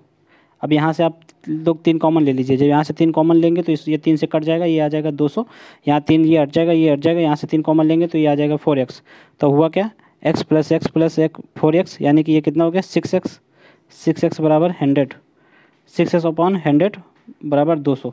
तो ये 100 उधर चला जाएगा तो यहाँ पे आ जाएगा फिर 6x बराबर यानी कि 200 गुणे 100, तो ये हो गया 20,000।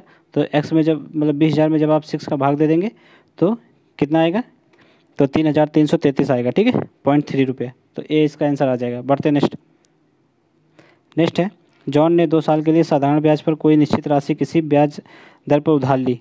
ठीक है, राशि भी यहाँ पर कोई ली है पर ब्याज दर भी यहाँ पे नहीं दिया गया है। फिर उसने वह राशि उसी ब्याज दर पर वार्षिक रूप से संयोजित करते हुए समान अवधि के लिए सैम को उधार दे दी। ठीक है, फिर वही राशि उसने सैम को दे दी। तो 2 वर्षों में मिलने वाला चक्रवृद्धि ब्याज मतलब 6450 रुपये है और साधारण ब्याज 6000 रुपये है। तो यानी कि जो उसने धन लिया था वो साधारण ब्याज पे लिया था, और जो उसने धन दिया अपने दोस्त सैम को तो उसने चक्रवृद्धि ब्याज पे दिया। तो जो उसको धन मिला वो 6450 रुपये मिला, पर जो उसने साधारण ब्याज पे धन लिया था तो उसमें उसको 6000 रुपये ही देना पड़ेगा ब्याज। तो शेष उसके पास 64 मतलब 450 रुपये आराम से बच जाएगा मुनाफा। तो लिखा है यहाँ पर धनराशि और ब्याज दर ज्ञात कीजिए। तो देखिए यहाँ पर आप लोग देख लीजिए कि 2 साल में मिलने वाला ब्याज कितना है, तो 2 साल में 6000 मिल रहा है। अगर आप साधारण ब्याज देखेंगे 2 साल का 6000 है, ठीक है, और 1 साल का साधारण ब्याज कितना हो जाएगा, तो 1 साल का हो जाएगा 3000। और जो 1 साल इसी 3000 पे तो ये चक्रवृद्धि ब्याज मिलेगा, तो उस 3000 का चक्रवृद्धि ब्याज कितना है 450। तो दर निकल आएगी यहाँ से, दर आर बराबर, दर कैसे निकालेंगे, आर बराबर निकाल लेंगे जो चक्रवृद्धि ब्याज मिला है, कितना मिला है 450 अपॉन धन कितना है मूलधन, तो ये 3000, क्योंकि 1 साल में ब्याज साधारण ब्याज कितना मिला 3000 इंटू 100 करेंगे तो यहाँ से निकल आएगा 15%। ये 15% आ जाएगा। ठीक है, जब आप इसको काट के देखें 2 जीरो से 2 जीरो कट जाएगा, 1 जीरो से ये कट जाएगा, ये बचा 15% बचा। ठीक, ये तो आ गई दर। अब हम लोग यहाँ से धनराशि निकाल लेते हैं।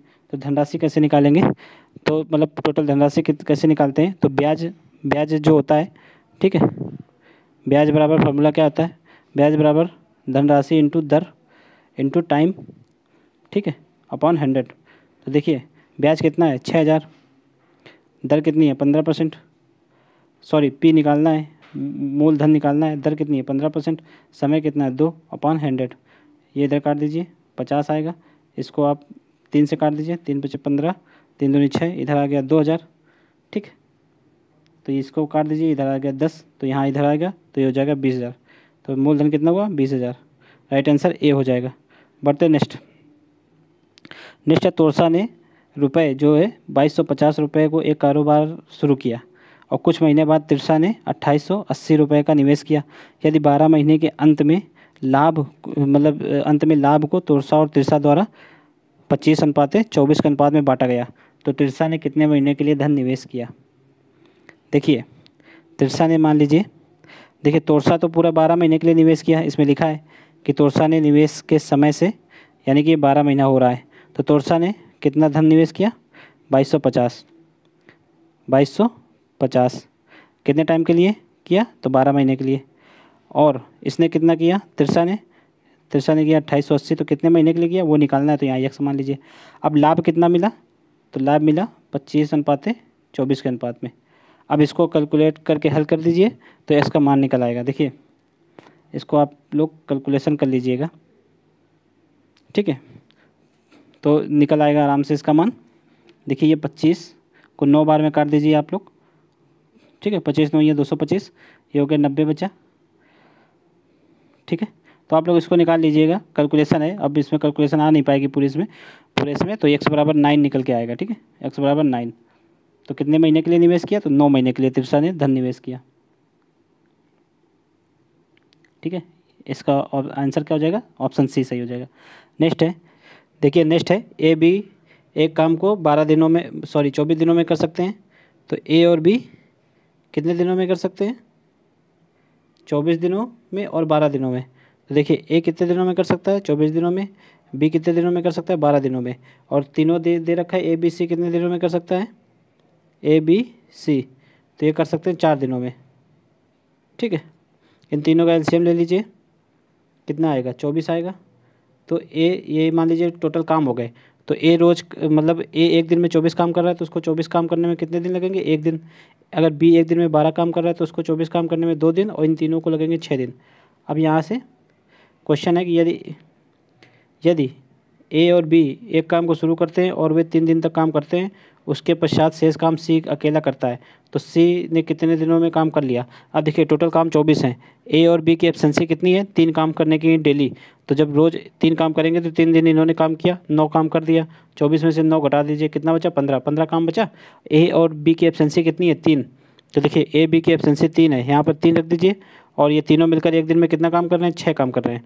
तो तो सी की एफिशिएंसी कितनी निकल आएगी? 3। एक दिन में सी 3 काम करता है, तो एक दिन में 3 काम करता है तो 15 काम कितने दिन में करेगा? 15/3 हो जाएगा, 5 दिन आ जाएगा आंसर। Right answer B. बढ़ते नेक्स्ट है, देखिए नेक्स्ट है, एक टंकी में 3 पाइप पी क्यू आर हैं, तो केवल पी इसे 5 घंटे में भर सकता है, क्यू इसे 6 घंटे में भर सकता है, और अगर भरी हुई टंकी है तो आर इसे 10 घंटे में खाली कर सकता है। इन पाइपों को क्रमशः सुबह 6 बजे, 7 बजे और 8 बजे खोला जाता है, तो इस क्रम में हर पाइप को बारी बारी से 1-1 घंटे के लिए खोला जाता है। टंकी किस समय भर जाएगी? देखिए कह रहा है कि पी टंकी को 5 घंटे में भर सकता है, अगर नल क्यू है टंकी को 6 घंटे में भर सकता है, और एक नल है आर जो कि टंकी को 10 घंटे में खाली कर सकता है। अब इनका एलसीएम ले लीजिए, ठीक है। जो टंकी को भर रहे हैं वो प्लस में रहेंगे, जो टंकी को खाली करा है नल उसको माइनस में रखेंगे। इनका एलसीएम आ जाएगा 60, 30 आ जाएगा एलसीएम। इनका एलसीएम कितना आ जाएगा? 30। तो आप मान लीजिए कि 30 लीटर की टंकी है, ठीक है। अगर ये 5 लीटर प्रति घंटा भर रहा है तो इसको भरने में 6 घंटा लगेगा, इसको भरने में 5 घंटा लगेगा, इसको भरने में 3 घंटा लगेगा, मतलब सॉरी इसको खाली करने में 3 घंटा लगेगा, ठीक है। 30 लीटर की टंकी, इसको खाली करने में 3 घंटा लगेगा। अब देखिए 1 घंटे में तीनों नल कितना पानी डाल रहे हैं? ये दोनों मिलकर 6 घंटा डाल रहे हैं, ये 3 घंटे मतलब 11 लीटर डाल रहे हैं, ये 3 लीटर निकाल दे रहा है। तो कितना नेट बना? नेट हुआ 8 लीटर, ठीक है। 1 घंटे में 8 लीटर पानी जा रहा है टंकी में। टंकी कितनी है? 30 लीटर की है, ठीक है। अब बोला जा रहा है कि टंकी कितनी देर में भर जाएगी, तो देखिए ये सुबह तो 8 से इसमें भाग दे दीजिए, जब तक पूरा कट जाए तो कितना हो जाएगा? 8 त्रिक 24, तो 3 घंटे नल चले, 3 घंटे जब नल तीनों चले तो टंकी भर गई 24 लीटर, टंकी बची कितनी? 6 लीटर। और देखिए जो पी नल है वो 6 लीटर पानी ही 1 घंटे में दे रहा है, तो आगे 1 घंटा और नल चलेगा, कौन सा? पी, चूँकि बारी बारी से चल रहा है ना। तो 3 नल हैं, 3 घंटे चालू किए गए, 9 घंटा ये होगा, एक ये 10 घंटा। टंकी 10 घंटे बाद भर जाएगी।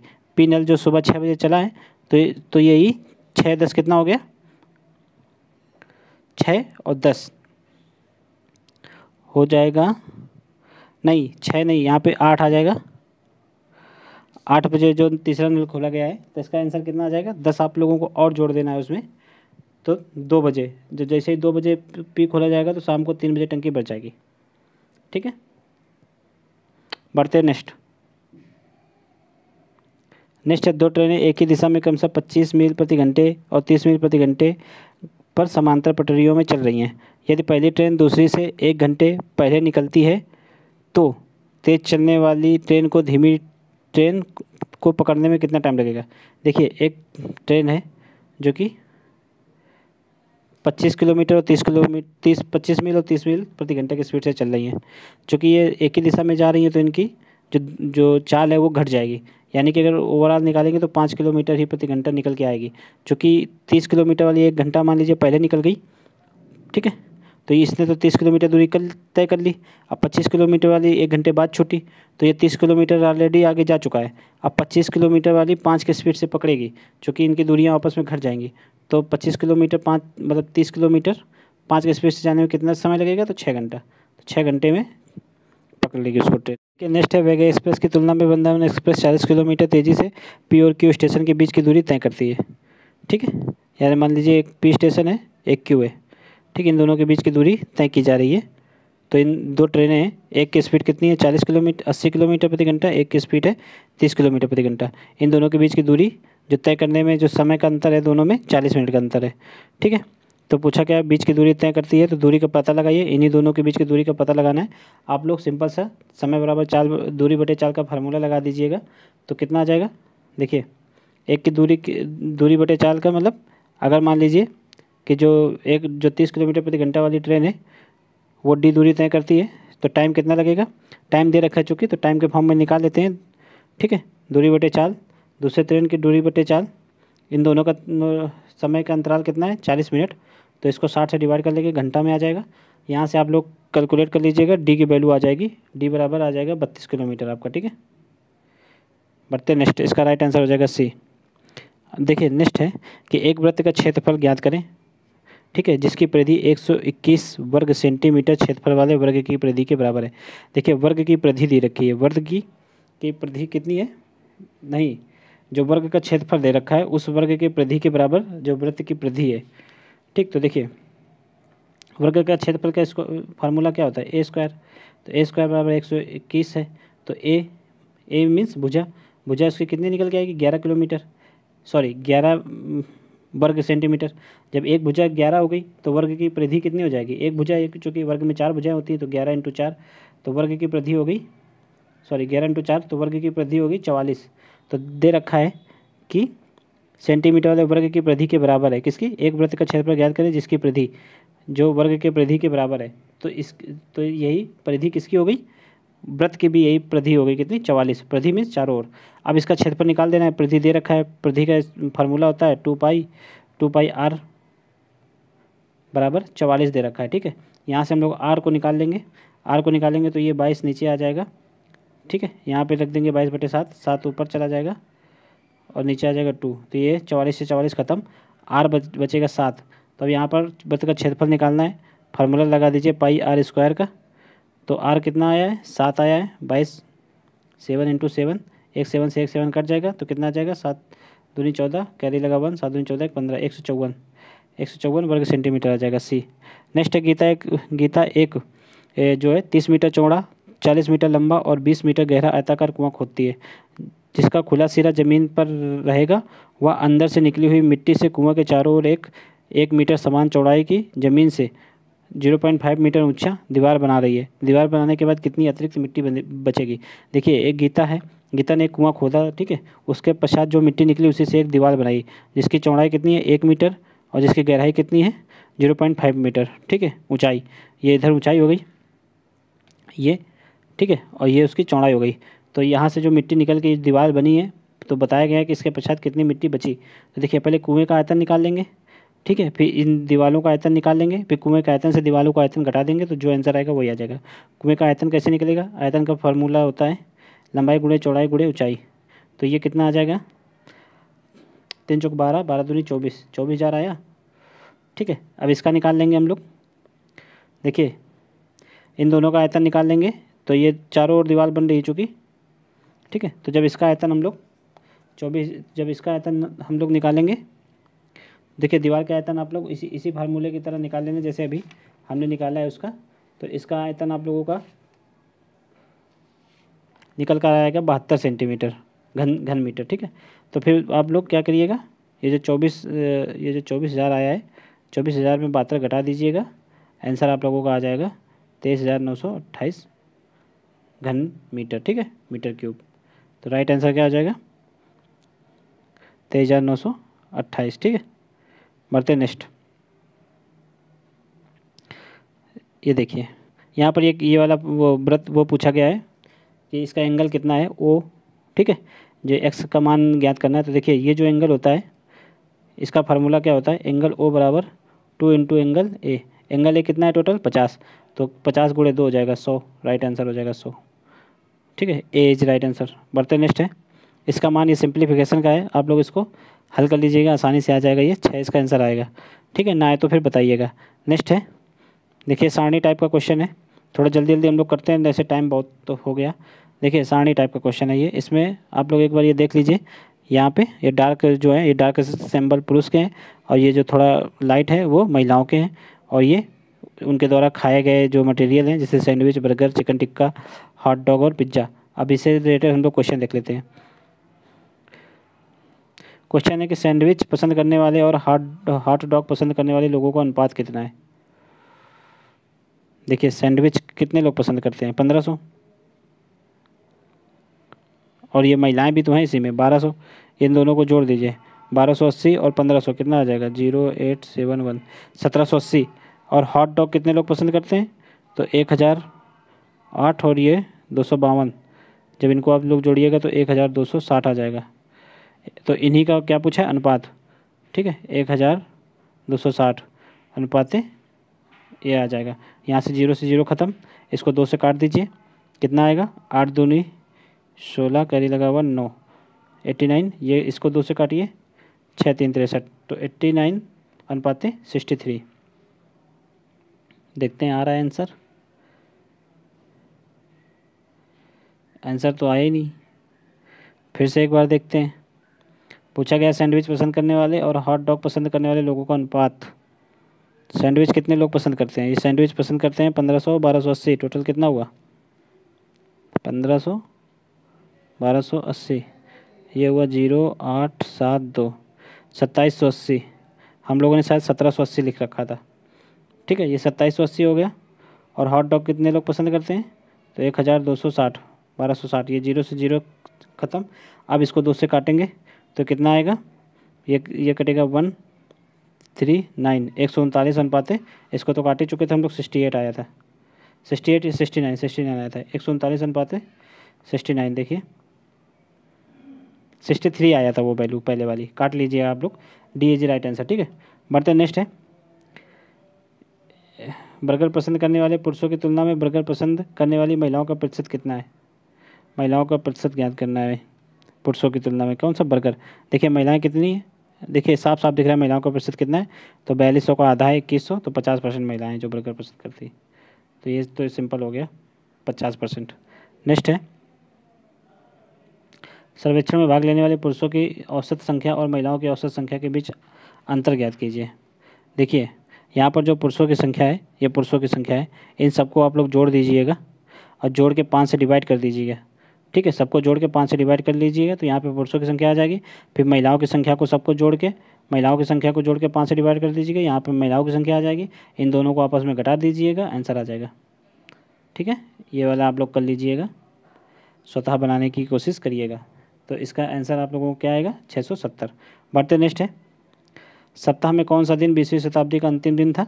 तो ये आप लोग कर लीजिए, कैलेंडर का क्वेश्चन है। ठीक है, तो इसका आंसर रविवार आएगा।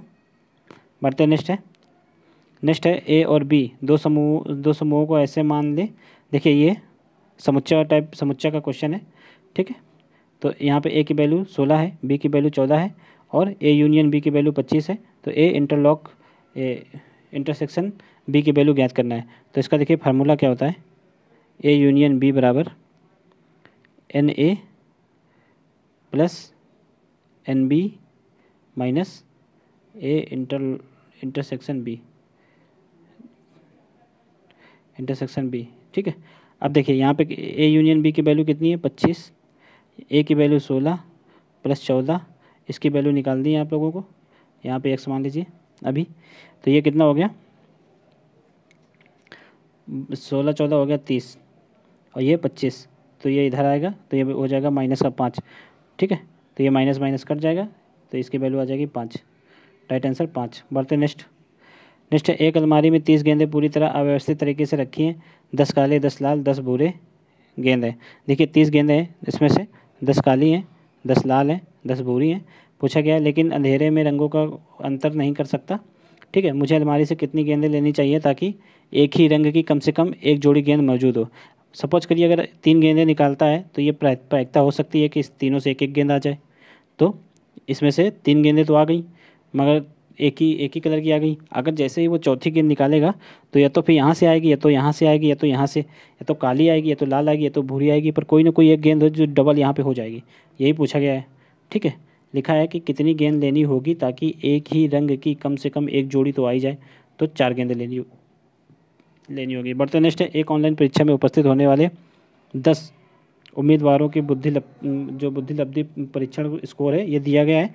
इनका बहुलक निकालना है। ठीक है, बहुलक वो होता है जो मतलब ज़्यादा बार इसमें रिपीट हुआ है। तो देखिए 6, 1, 2, 3 बार रिपीट हुआ है और कोई भी संख्या 3 बार रिपीट नहीं है तो बहुलक क्या हो जाएगा? 6।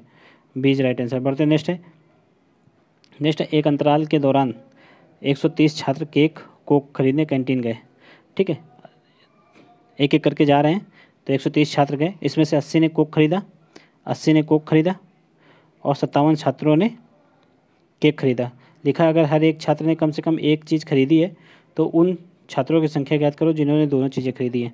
इन दोनों को जोड़ लीजिए, टोटल छात्रों से घटा दीजिएगा। इन दोनों को अगर जोड़िएगा तो कितना आएगा? 137। और छात्र कितने? छात्र तो 130 ही हैं, पर प्रत्येक अगर कम से कम एक चीज़ खरीदा है तो 130 छात्र मिलकर 130 चीज़ें खरीदेंगे। पर 7 छात्र ऐसे हैं जिन्होंने 2-2 चीज़ें खरीदी हैं। तो राइट आंसर क्या हो जाएगा? 7। नेक्स्ट है, यहाँ पर देखिए ये चैलेंजिंग क्वेश्चन है, ये तो बन ही नहीं पाया। आप लोगों के लिए भी ये चैलेंज है। आप लोग जहाँ भी पढ़ते हैं वहाँ आप खुद बनाने की कोशिश कीजिएगा या फिर वहाँ पे पूछिएगा। ये क्वेश्चन आप लोगों को बनाना है। ठीक है, इसमें 3 है, 114 से लेकर 116 तक। देख पढ़ लीजिए आप लोग, स्क्रीनशॉट ले लीजिए इसका आराम से। लिखा है किसे चॉकलेट मिले, किसे गर्म कॉफ़ी मिली, किसे मतलब बाबू को क्या मिला, ये आप लोगों से पूछा गया है उपरोक्त जो स्टेटमेंट दिया है उसके आधार पर। इसका आंसर हमने आप लोगों को पिन कर दिया है, आप इसको देख सकते हैं। इसका भी स्क्रीनशॉट ले लीजिए, ठीक है। आंसर में इससे ज़्यादा डिफाइन नहीं है वहाँ पर भी, तो ठीक है। अब बढ़ते हैं नेक्स्ट क्वेश्चन पे। नेक्स्ट है, एक पुराने सदस्य की जगह एक नए सदस्य को लेने के बाद यह पाया गया कि एक क्लब में 5 सदस्यों की औसत आयु उतनी ही है जितनी 3 साल पहले थी, तो बदले गए सदस्य और नए सदस्य की उम्र के बीच अंतर कितना है। देखिए 5 सदस्य हैं, आज भी उनकी आयु उतनी ही है जितनी 3 वर्ष पहले थी औसत आयु, यानी कि एक सदस्य जब बदला गया तो इन तीनों की तो 3-3 वर्ष बढ़ जाएगी ना, पाँचों की, तो 5-15 वर्ष तो बढ़ ही गई सबकी मिला के, ठीक है। और जब इसकी जगह नया आएगा तब भी औसत वही रहेगा, तो यही 15 इसका आंसर आ जाएगा, ठीक है, 15 साल। बढ़ते हैं नेक्स्ट है, चूँकि औसत नहीं बदला है ना, औसत वही है, तो जो डिफरेंस आया तो वही इसका आंसर आ जाएगा। नेक्स्ट है, 100 मीटर लंबे व 80 मीटर चौड़े फर्श को इस प्रकार ढकने के लिए समान लंबाई की कम से कम कितनी वर्गाकार टाइल्सों की आवश्यकता होगी ताकि टाइल्स का कोई भी भाग बर्बाद ना जाए। देखिए यहाँ पे कम से कम पूछा गया है, यानी कि यहाँ पे हमको लोगों को क्या निकलना है, SCF, ठीक है, SCF। तो SCF इनका कितना आएगा, अगर इन दोनों का देखा जाए तो SCF 20 तो आ ही रहा है, ठीक है। तो यहाँ पर हम लोग क्या करेंगे, 100/20 इंटू इसका क्षेत्रफल निकाल लेंगे, इसका निकाल लेंगे, इसको आप जब हल करेंगे तो आंसर आ जाएगा, ठीक है। ये आ जाएगा 5, ये आएगा 4, 4×5 = 20, इसका राइट आंसर कितना आ जाएगा, 20। बढ़ते नेक्स्ट, इन सबको आप अपने अपने तरीके से लगा सकते हैं, ठीक है। नेक्स्ट, आनंद और रवि एक काम को 12 दिन में करता है। आनंद प्लस रवि एक काम को 12 दिन में पूरा करते हैं। रवि और चिन्मय कितने दिन में, 16 दिन में। और चिन्मय और आनंद 48 दिन में पूरा करते हैं। रवि अकेले उस काम को कितने दिनों में पूरा करेगा, रवि अकेले पूछा गया है, रवि अकेले कितने दिन में। इन तीनों का एलसीएम ले लीजिए पहले, सबसे पहले तो कितना आएगा, 48 ही आएगा। तो रवि, आनंद और रवि, मान लीजिए 48 काम हो गए। अब आनंद और रवि एक दिन में 12 काम करते हैं, तो 48 काम 4 दिन में करेंगे, ये लोग 3 दिन में कर देंगे, ये 1 दिन में कर देंगे, ए और सी। अब देखिए टोटल वैल्यू कितनी आ गई है, 8 आ गई। अगर तीनों मिलकर करते तो कितने दिन में कर देते, तो जल्दी कर देते, ठीक है। अब देखिए चूँकि पूछा गया है, क्वेश्चन क्या पूछा गया है, रवि अकेले उस काम को कितने दिन में करेगा। तो देखिए इन तीनों को आप लोग जोड़ दीजिए, तो क्या आ जाएगा यहाँ पर, 2A + B + C बराबर, इन तीनों की एफिशिएंसी कितनी है, 8, ठीक है। तो A + B + C की कितनी आ जाएगी, 4। अब देखिए ये तीनों एक दिन में कितना काम कर रहे हैं, 4 काम कर रहे हैं, ठीक है। और ABC नहीं यहाँ पे रखना है, यहाँ पे रखना है A, यहाँ पे लिखना है आनंद, यहाँ पे लिखना है रवि, यहाँ पे लिखना है चिन्मय। देखिए रवि, आनंद, चिन्मय अगर तीनों काम मिलकर करते हैं तो एक दिन में 4 काम करते हैं, ठीक है। चूँकि रवि का निकालना है, और आनंद और चिन्मय एक दिन में कितना काम कर रहे हैं, 1 काम कर रहे हैं। तो रवि एक दिन में कितना काम कर रहा है, तो यहाँ पे 1 रख देंगे, तो रवि एक दिन में कितना काम कर रहा है, तो 3 काम कर रहा है, चूँकि तीनों मिलकर 4 काम कर रहे हैं। तो जब रवि 3 दिन में 1 काम कर रहा है, तो रवि 48 काम कितने दिनों में करेगा, इसको 3 से डिवाइड कर दीजिएगा, तो 16 आंसर आ जाएगा इसका, राइट आंसर बी। बढ़ते नेक्स्ट है, एक आदमी ने 5 चीज़ें 1 रुपये में खरीदी, 1 रुपये में उसे कितनी चीज़ें बेचनी चाहिए ताकि 25% का मुनाफा हो। देखिए 1 रुपये में 5 चीज़ें खरीदी, कह रहा है 1 रुपये में कितनी चीज़ें बेचनी चाहिए जिससे उसको 25% का मुनाफा हो, ठीक है। मुनाफा कितना कमाना है उसको, 1 रुपये में 25% का कमाना है, ठीक है। तो अगर इसको 1/4 हो जाएगा तो ये हो जाएगा 4। तो 1 रुपये में कितनी सामान बेचनी चाहिए उसको, 4। देखिए 4 अगर 1 रुपये में बेचेगा तो उसको सीधा सा 25% का फ़ायदा हो रहा है। यहाँ से आप लोग हल करके निकाल सकते हैं, यहाँ पे 4 आंसर आएगा, आप लोग देख लीजिएगा। बढ़ते हैं नेक्स्ट देखिए यहाँ से रीजनिंग स्टार्ट है। अब रीजनिंग के क्वेश्चन करते हैं। तो देखिए पहला कोड है कि दिन को कैसे लिखा जाएगा, ये पूछा गया है। देखिए एंड देन गो होम का कोड ये है, प्ले देन विथ का ये है। देखिए इन दोनों में दिन कॉमन है, और इन दोनों में कौन सी संख्या कॉमन है, 4। तो दिन का क्या हो जाएगा, 4। तो देखिए दोनों से निकल रहा है, तो क्वेश्चन क्या पूछा गया है कि कथन 1 और वह 2 दोनों में से दी गई जानकारियाँ मिलाकर प्रश्न का उत्तर देने के लिए पर्याप्त है। तो दोनों कथन यहाँ पे पढ़ने पड़े तभी आपका आंसर निकलेगा। तो इसका राइट आंसर ए हो जाएगा, ठीक है। और कोई नहीं है इसमें पूछा गया ए अकेले पर्याप्त है या सेकंड अकेले पर्याप्त है या दोनों पर्याप्त नहीं है, तो ये कोई नहीं होगा, इसमें ए राइट आंसर। नेक्स्ट है, इसमें से कौन सी असंगत संख्या है उसको ढूंढना है, ठीक है। असंगत संख्या ढूंढनी है, तो इसमें असंगत संख्या कौन सी है। देखिए ये क्या है, यहाँ पे इसमें 32 में 2 जोड़िए, फिर 2 से भाग कर दीजिए। 32 2 34 भागे भाग करिए तो 17 आएगा। फिर 17 में 2 जोड़िए और 2 से भाग करिए, 17 2 19 और 2 से भाग करेंगे तो कितना आएगा 9.5, ठीक है। फिर 9.5 में 2 जोड़िए तो कितना हो गया 11.5, और जब 2 से भाग करेंगे तो कितना आएगा 5.75, और यहाँ पे कितना दे रखा है 4.75, तो यही गलत है। तो असंगत पहचानना है तो यही हो जाएगा। तो और आगे भी कर लीजिए, 5.75 में अगर जब 2 जोड़ेंगे आप लोग तो हो जाएगा 7.75, और जब 7.75 में 2 से भाग देंगे तो इसका राइट आंसर कितना आएगा, ये आ जाएगा निकल के 3.875, ठीक है। श्रृंखला ये थोड़ा डिफिकल्ट है। अब इसमें देखिए अगला शब्द पहचानना है आप लोगों को। देखिए 2 4 8 16 32 64, 64 तो आएगा, तो 64 इन दोनों में से, तो इन दोनों में से एक आंसर आएगा, देखिए, ठीक है।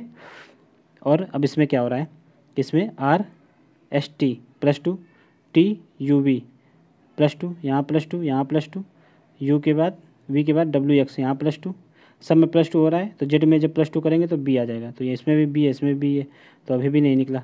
और देख लेते हैं बीच वाले से, तो इसमें -1, इसमें -1 हो रहा है, तो -1 करेंगे तो C आ जाएगा, D से राइट आंसर D हो जाएगा। बढ़ते नेक्स्ट। नेक्स्ट है मेंटेनर को इस बात, ये कोड लिखा है, कोड में है मेंटेनर को ये लिख सकते हैं, तो जो है वाटर बोर्न को क्या लिखेंगे। तो देखिए मेंटेनर में हो क्या रहा है, इसको आप लोग बनाने की कोशिश करिएगा, ठीक है। देखिए आई से यहाँ पे 3 3 करके आपको लेना है, 3 3 करके, 3 3 6 3 9, पहले 3 ले लेना है, बाद में 4 लेना है, फिर 3 लेना है। तो आई का मान लीजिए ऐसे करना है, MAI है, इसका कोड लिख लीजिए यहाँ पे KAKCO, तो ठीक है। यहाँ पे +2 +2 +2, इसी तरह सब जब सबका करिएगा आप लोग, ठीक है, तो आ जाएगा। इसी तरह इसका बना लीजिएगा, इसका आप लोग बनाने की कोशिश करिएगा, इसका आंसर C आएगा, ठीक है। यहाँ पे काफ़ी टाइम हो जाएगा हमको बनाते बनाते, इसलिए। नेक्स्ट है, उसके पिता उत्तर देते हैं बेटे सभी पटाखे हानिकारक। नेक्स्ट है ये है नेक्स्ट यहाँ से स्टार्ट है, 125वां नंबर क्वेश्चन है। यहाँ पर जो संख्या लुप्त है उसको पहचानना है, तो ये श्रृंखला को पहचानिए क्या बन रहा है इसमें। ये काफ़ी डिफिकल्ट है, देखिए इसमें बहुत ही मेथड ऐसा लगाया गया है, 6 में से 10 का आप लोग गुणा करिए, फिर -2 गुणे 10 करना है, तो कितना आ जाएगा 40, ठीक है। 6 दाम 60 और ये 20 घटा देंगे तो 40 आ जाएगा। इसी तरह 40 में आप लोगों को 10 का गुणा करना है, -8 सॉरी 10 में 8 का गुणा करना है, यहाँ 2 घटा के, -2 गुणे यहाँ पर भी 8 का करना है, यहाँ पे भी 2 घटा देना है। और जब इसको करिएंगे आप लोग तो कितना आएगा 304, 304 ही लुप्त है संख्या, तो वही पूछा गया है, ठीक है। अब आगे जब इसका आप लोग बनाएंगे तो ये दोनों संख्या प्रूव हो जाएंगी, आगे आप लोग कर लीजिएगा। नेक्स्ट है, देखिए यहाँ पे आकृति पहचाननी है कौन सी आएगी, तो देखिए इसमें इस तरह की आकृति आएगी, बीच में डंडा भी होना चाहिए। तो देखिए इसमें है, तो इसमें पर 2 हैं, 2 लाइन है, ये नहीं होगा, तो इसका राइट आंसर क्या है, यही है, ठीक है। राइट आंसर C हो जाएगा इसका। बढ़ते नेक्स्ट, इसमें असंगत संख्या पहचाननी है कौन से असंगत है, पहचानिए, देखिए कौन से असंगत है। देखिए इसका आंसर आ जाएगा, इसमें असंगत संख्या है 308, ठीक है। कैसे, देखिए 26 को बनाइए, ये है 3 का स्क्वायर माइनस 3 का क्यूब माइनस 1 का क्यूब, 1 का स्क्वायर बराबर 26। नेक्स्ट है, ये क्या है 4 का क्यूब माइनस 2 का स्क्वायर बराबर 60। ये क्या है 116, 5 का क्यूब माइनस 3 का स्क्वायर बराबर 116। इसी तरह जब 116 जब इसको आगे बनाएंगे, मतलब क्या करेंगे 6 का क्यूब माइनस 4 का स्क्वायर, तो कितना आ जाएगा 6 का क्यूब आएगा 216, और 16 में 16 घटा देंगे, 4 चौक 16, तो आ जाएगा आपका 200 आंसर। तो इसमें असंगत 308 है, ठीक है, यहाँ पे 200 होगा। नेक्स्ट है, देखिए रतन ने लिखा है निम्नलिखित प्रश्नों का कथन, निम्नलिखित प्रश्नों और कथनों पर विचार कीजिए और निर्णय लें कि प्रश्नों का उत्तर देने के लिए कथन में पर्याप्त जानकारी है या नहीं। तो देखिए ये कथन दे रखा है कि रतन ने नल्लामाला वन में 4 विभिन्न पक्षी देखे, तोता, गौरैया, कबूतर, मैना। कौन कौन से देखे? तोता, गौरैया, कबूतर, मैना। अब देखिए कह रहा है कि वे नीम, आम, ताड़ और बरगद के पेड़ पे बैठे हैं। कहाँ पे बैठे हैं? नीम, ताड़, आम, बरगद। ज़रूरी नहीं कि वो पक्षी उसी पे बैठा है, ये लिखा है, ठीक है, किंतु एक समान नहीं है। तोता नीम पर बैठा है, तोता कहाँ पर बैठा है? नीम पे बैठा है, ठीक है। और कौवा ना तो बरगद पे बैठा है, बरगद, ये कौवा जो है, कौवा तो कहाँ गया? कौवा भी है क्या? तोता, कबूतर, तोता, गौरैया, कबूतर, कौवा, यहाँ पे कौवा है, ठीक है, यहाँ पे हम लोग वो बना लेते कौवा। अब देखिए कबूतर, कौवा ना तो बरगद पे बैठा है, कौवा ना तो बरगद पे बैठा है, ना ही आम पे बैठा है। यहाँ पर भी कौवा नहीं है, यहाँ पर भी कौवा नहीं है, ठीक है। तो कौवा बैठेगा किस पे? तो कौवा बैठेगा ये टी, टी से कौन सा है वृक्ष? अभी हम लोगों ने बनाया था ताड़, ठीक है, कौवा ताड़ पे बैठेगा। अब क्वेश्चन है कि बरगद पर, बरगद के वृक्ष पे कौन सा पक्षी बैठा है? तो बरगद के वृक्ष पे या तो फिर गौरैया बैठा है, तो फिर कबूतर बैठा है, ठीक है, इन्हीं दो में से एक बैठेगा। तो ये प्रश्न है, अब ये आंसर कोड है, देखिए गौरैया बरगद के वृक्ष पर नहीं बैठा है, तो गौरैया बरगद के वृक्ष पर नहीं बैठा है, ये ज़रूरी नहीं है, ठीक है, बैठ भी सकता है, नहीं भी बैठ सकता है, क्योंकि यहाँ पे कुछ डिफाइन नहीं है। कबूतर ना तो ताड़ के वृक्ष पर बैठा है और ना ही आम के, कबूतर ना तो ताड़ के वृक्ष पर बैठा है ना ही आम के।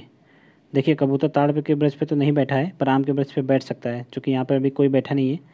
ताड़ के वृक्ष पे ऑलरेडी कौवा बैठ गया है, तो ये भी सही नहीं है, ये भी सही नहीं है, ठीक है। तो क्या है इसका हो जाएगा आंसर? दोनों कथन पर्याप्त नहीं है। बढ़ते नेक्स्ट। देखा बरगद में कौन सा पक्षी बैठा है, ये पूछा गया है। नेक्स्ट है, नेक्स्ट प्रश्न के समुच्चय में एक विवरण दिया गया है। आपको दिए गए कथनों को सत्य मानना है, भले ही वे समान तथ्य घटनाओं से भिन्न प्रतीत होते हों। फिर निर्णय लें कि दिए गए परिणामों में से कौन सा परिणाम तार्किक रूप से कथनों का अनुसरण कर रहा है, ठीक है। अब देखिए यहाँ पे पढ़ना है, फिर उसके बाद कथन पढ़ना है। तो देखिए लिखा है, चूँकि गणेश चतुर्थी का त्यौहार निकट आ रहा है, इसलिए विराट राहुल के लिए पटाखे खरीदने के लिए अपने पिता के पास उसे समझाने जाता है, ठीक है, और कहता है कि पिताजी, उन्हें समझाने जाता है, ठीक है, पिताजी को कह रहा है, उन्हें समझाने जाता है और कहता है पिताजी मेरे मित्र राहुल को पटाखे बहुत पसंद है,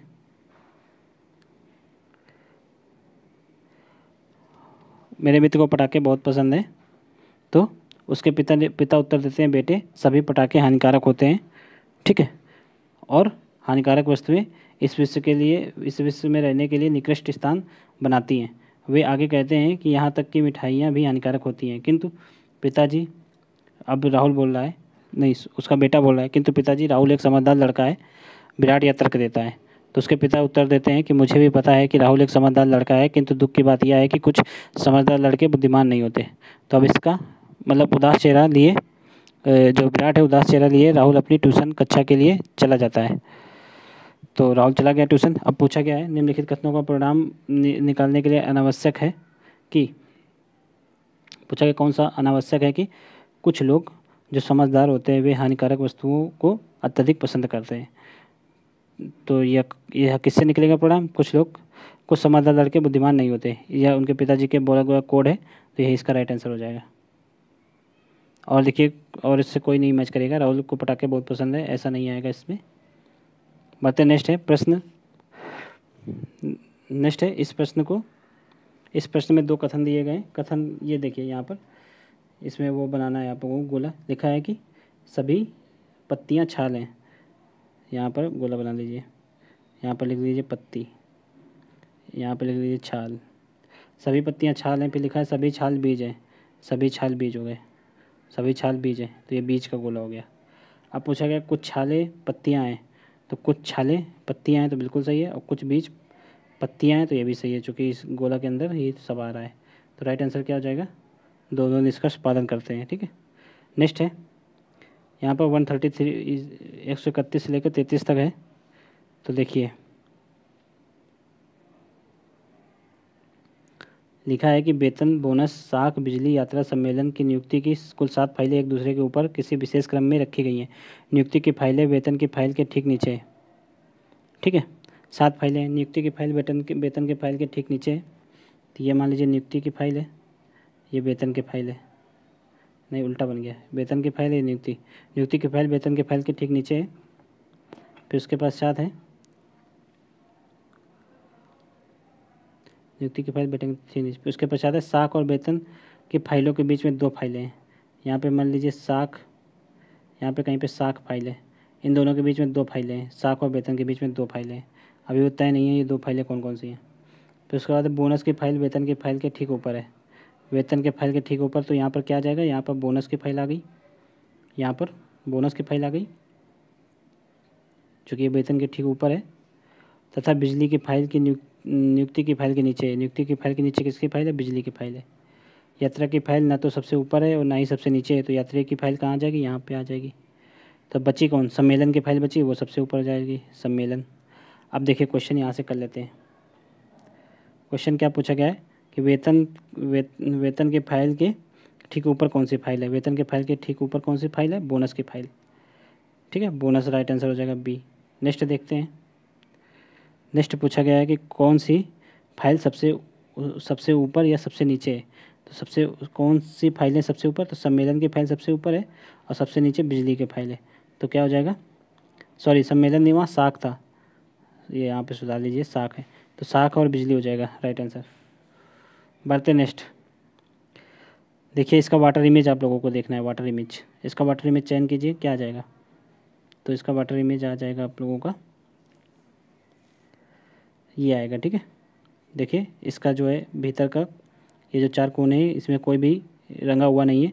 इसमें देखिए ये 2 कोने रंगे हैं, इसमें देखिए ये 2 कोने रंगे, इसमें चारों कोने रंगे हैं, इसमें कोई कोना नहीं रंगा है। तो वाटर इमेज में यही आएगा, ए इज राइट आंसर, यहीं से पहचान सकते हैं आप लोग। अब देखिए यहाँ पर दिए गए शब्द के अक्षरों का प्रयोग करके कौन सा शब्द बनाया जा सकता है। शब्द के प्रत्येक अक्षर जितनी बार प्रयोग हुए हैं उतनी ही बार नए शब्द में प्रयोग होने चाहिए। तो यहाँ पर लिखना चाहिए उतनी ही बार नहीं, कम से कम उतनी ही बार, क्योंकि उतनी ही बार से क्वेश्चन ये नहीं वो हल होगा, कम से कम। तो देखिए ये लिखा है इंस्ट्रक्ट, इंस्ट्रक्ट में देखिए आई,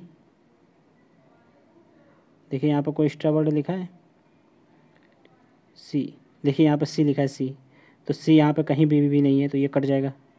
इसमें देखिए क्या लिखा है, इसमें कोई वर्ड ऐसा है जो इसमें ना हो, टी है, ए भी है, पर यहाँ ए देखिए 2 बार है, इसमें ए 2 बार नहीं है, इसमें ए सिर्फ 1 बार है, तो ये भी कट जाएगा। इसमें देख लीजिए ई 2 बार है, इसमें ई 1 ही बार है, तो ये भी कट जाएगा। इसमें जो है जो ये लिखा है ठीक है इंटरेस्ट, इसका जो सारे वर्ड हैं वो इसमें मिल रहे हैं, तो राइट आंसर क्या हो जाएगा सी। बाकी सब में इसमें देखिए सी है, इसमें सी नहीं है, इसमें ए 2 बार है, इसमें ए 1 बार है, इसमें ई 2 बार है, इसमें भी ई 1 बार है। बढ़ते नेक्स्ट। इसमें आप लोगों को त्रिभुज गिनने, आप लोग गिन लीजिएगा त्रिभुज कितने हो रहे हैं। ठीक है, देखिए एक, यहाँ पे 16 होंगे, यहाँ पे पेन चल नहीं पाएगा सही से, 16 होंगे इसके राइट आंसर, आप लोग गिन लीजिएगा। ये आकृति को पूरा करना है, तो इसका राइट आंसर क्या हो जाएगा, इसका राइट आंसर हो जाएगा, जल्दी बताइए।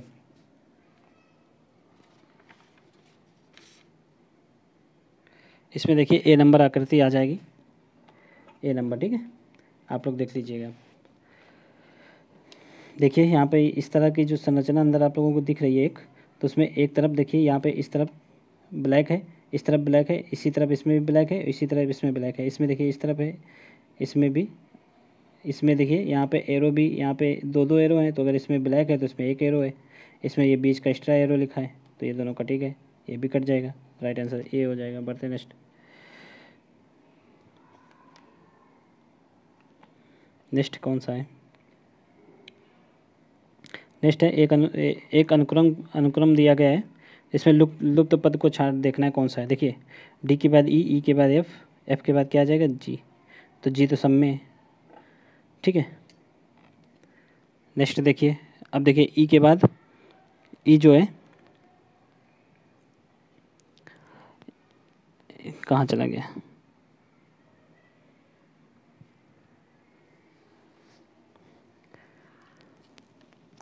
देखिए D4 में 4 का आप स्क्वायर करेंगे तो 16 आएगा, तो 16 में क्या आता है P। E5 में 5 का स्क्वायर करेंगे तो 25 आएगा, 25 में क्या आएगा F। G का स्क्वायर करेंगे F है, F6 में आता है, 6 का स्क्वायर करेंगे तो 36 आएगा, 36 की जगह J आता है, तो 26 तक जेड तक जाएगा, फिर उसके बाद फिर जब घूम के आएगा 10 और, तो 10 में J आता है, तो ये हो गया 36। अब देखिए G किस में आता है, G आता है 7 में, 7 का स्क्वायर होता है 49, तो अब 49 नंबर पे कौन सा होता है, यहाँ 49 में से जब आप 26 घटाएंगे तो कितना बचेगा, 3 2 23, और 23 नंबर पे कौन सा आता है, तो आप लोगों का 23 नंबर में जो W आता है, ठीक है, तो डी इज राइट आंसर हो जाएगा। बढ़ते नेक्स्ट है श्रृंखलाओं में से कौन सा भिन्न है, ये देखना है। ये 5 का स्क्वायर, 5 का क्यूब, 3 का क्यूब, 2 का क्यूब, ये गलत है, ये क्यूब नहीं है। 4 का क्यूब कितना होता है, 64 होता है, तो कौन सा भिन्न है, बी नंबर। बढ़ते नेक्स्ट देखिए, कम को इसमें इस रूप में लिखा जाता है, बिन को इसमें, तो कंबाइन को किस में लिखा जाएगा। देखो सी का @ है, तो सी का @ है, तो @ से शुरू होगा, यही हो जाएगा इसका राइट आंसर। ये @ से एक ही सेंटेंस से शुरू हो रहा है, एक ही ऑप्शन। नेक्स्ट है, राहुल का विद्यालय अपने घर से उत्तर पूर्व की दिशा में, उत्तर पूर्व किस ओर होगा, ठीक है।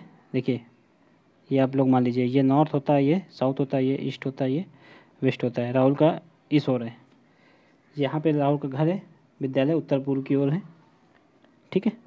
अब कह रहा है तो उसका घर उसके विद्यालय से किस दिशा में है, तो उसका घर यहाँ से किस दिशा में होगा, तो ये इधर को होगा इसका घर, तो ये क्या हो जाएगा, ये वाली, ये हो जाएगा वेस्ट साउथ यानी कि दक्षिण पश्चिम, ठीक है, बी इज राइट आंसर। बढ़ते नेक्स्ट है ए बी के ससुर है। देखिए ए जो है ससुर है किसका, बी का। जेंडर अभी किसी का डिफाइन नहीं है, ठीक है। जो सी की माँ है, जो किसके लिए यूज होता है, पास वाले के लिए होता है, तो बी किसकी माँ है, सी की माँ है, तो बी सी की माँ है। यहाँ पे एक सी आ जाएगा नीचे, यहाँ पे छोटा छोटा बना देते हैं हम लोग। बी जो है सी की माँ है, तो ये क्या होगा, ये तो डिफाइन हो गया जेंडर कि ये फीमेल है, ठीक है। फिर नेक्स्ट क्या है, डी ई की माँ है, डी जो है माँ है किसकी, ई की माँ है। जो एफ और सी का पिता है, ये जो किसके लिए, ई के लिए यूज हुआ है। ई किसका पिता है, तो सी का भी पिता है और एफ का भी पिता है, तो सी का भाई या बहन है एफ, तो इसका पिता कौन है, ई, ठीक है। तो माता कौन हो गई, बी, तो ये भी हो गए पिता, ठीक है। तो अब पूछा गया है कि ए और ई में संबंध क्या है। देखिए ये हो गए कौन, ये हो गए इसकी बेटी, तो ये हो गए उसके ए और ई में संबंध पूछा गया है, तो ये हो गया, ये उसकी बहू हो गई, ये उसका क्या हो गया, बेटा। तो राइट आंसर क्या हो जाएगा, बेटा, पिता का संबंध है, ठीक है। ई का ए से पिता का संबंध है। बढ़ते नेक्स्ट है, निम्नलिखित व्यवस्थापन का अध्ययन करें और निम्नलिखित प्रश्नों का उत्तर दें। इसमें देखिए इसका अध्ययन करना है, दिए गए अनुक्रम में सभी संख्याओं और सभी प्रतीकों को निकाल दिया जाता है, तो सबसे अधिक बार प्रयोग आने वाला स्वर को पहचानिए। तो सबसे अधिक बार स्वर कौन सा प्रयोग आया, ये देख लेना है। स्वर कौन कौन से होते हैं, ए ई आई ओ यू, इनमें से कौन सा वर्ड है जो सबसे अधिक बार प्रयोग हो रहा है, देख लीजिए। 1 2, ए जो है 2 बार प्रयोग है, यू कितने बार प्रयोग है, एक ही बार प्रयोग है, तो इसका राइट आंसर ए ही आएगा, और कोई स्वर नहीं है यहाँ पर, ठीक है। तो 142 का क्या आ जाएगा, डी आ जाएगा। बढ़ते नेक्स्ट, ये देखिए यहाँ पर आप लोग इनपुट और चरण टाइप का क्वेश्चन है, इसको भी आप लोग सॉल्व कर लीजिएगा। इसमें देखिए एक क्रम, आपको इसके चरणों में एक क्रम मिलेगा, ठीक है। वो क्रम को आप लोग पकड़ के चलते रहिए, आप लोगों का आंसर आ जाएगा, ठीक है। तो यहाँ पे हमने तीन क्वेश्चन है, इसके तीनों के आंसर यहाँ पे दे दिए हैं, आप लोग इनको देख लीजिए। ये पहले का है, ठीक है, तीसरे का डी है, इसका स्क्रीनशॉट ले लीजिए आप लोग। और ये 44 नंबर का आंसर है, 44 और 45 का, इसका भी स्क्रीनशॉट ले लीजिए, इसको बनाने की कोशिश करिएगा आप लोग, ठीक है। बढ़ते नेक्स्ट।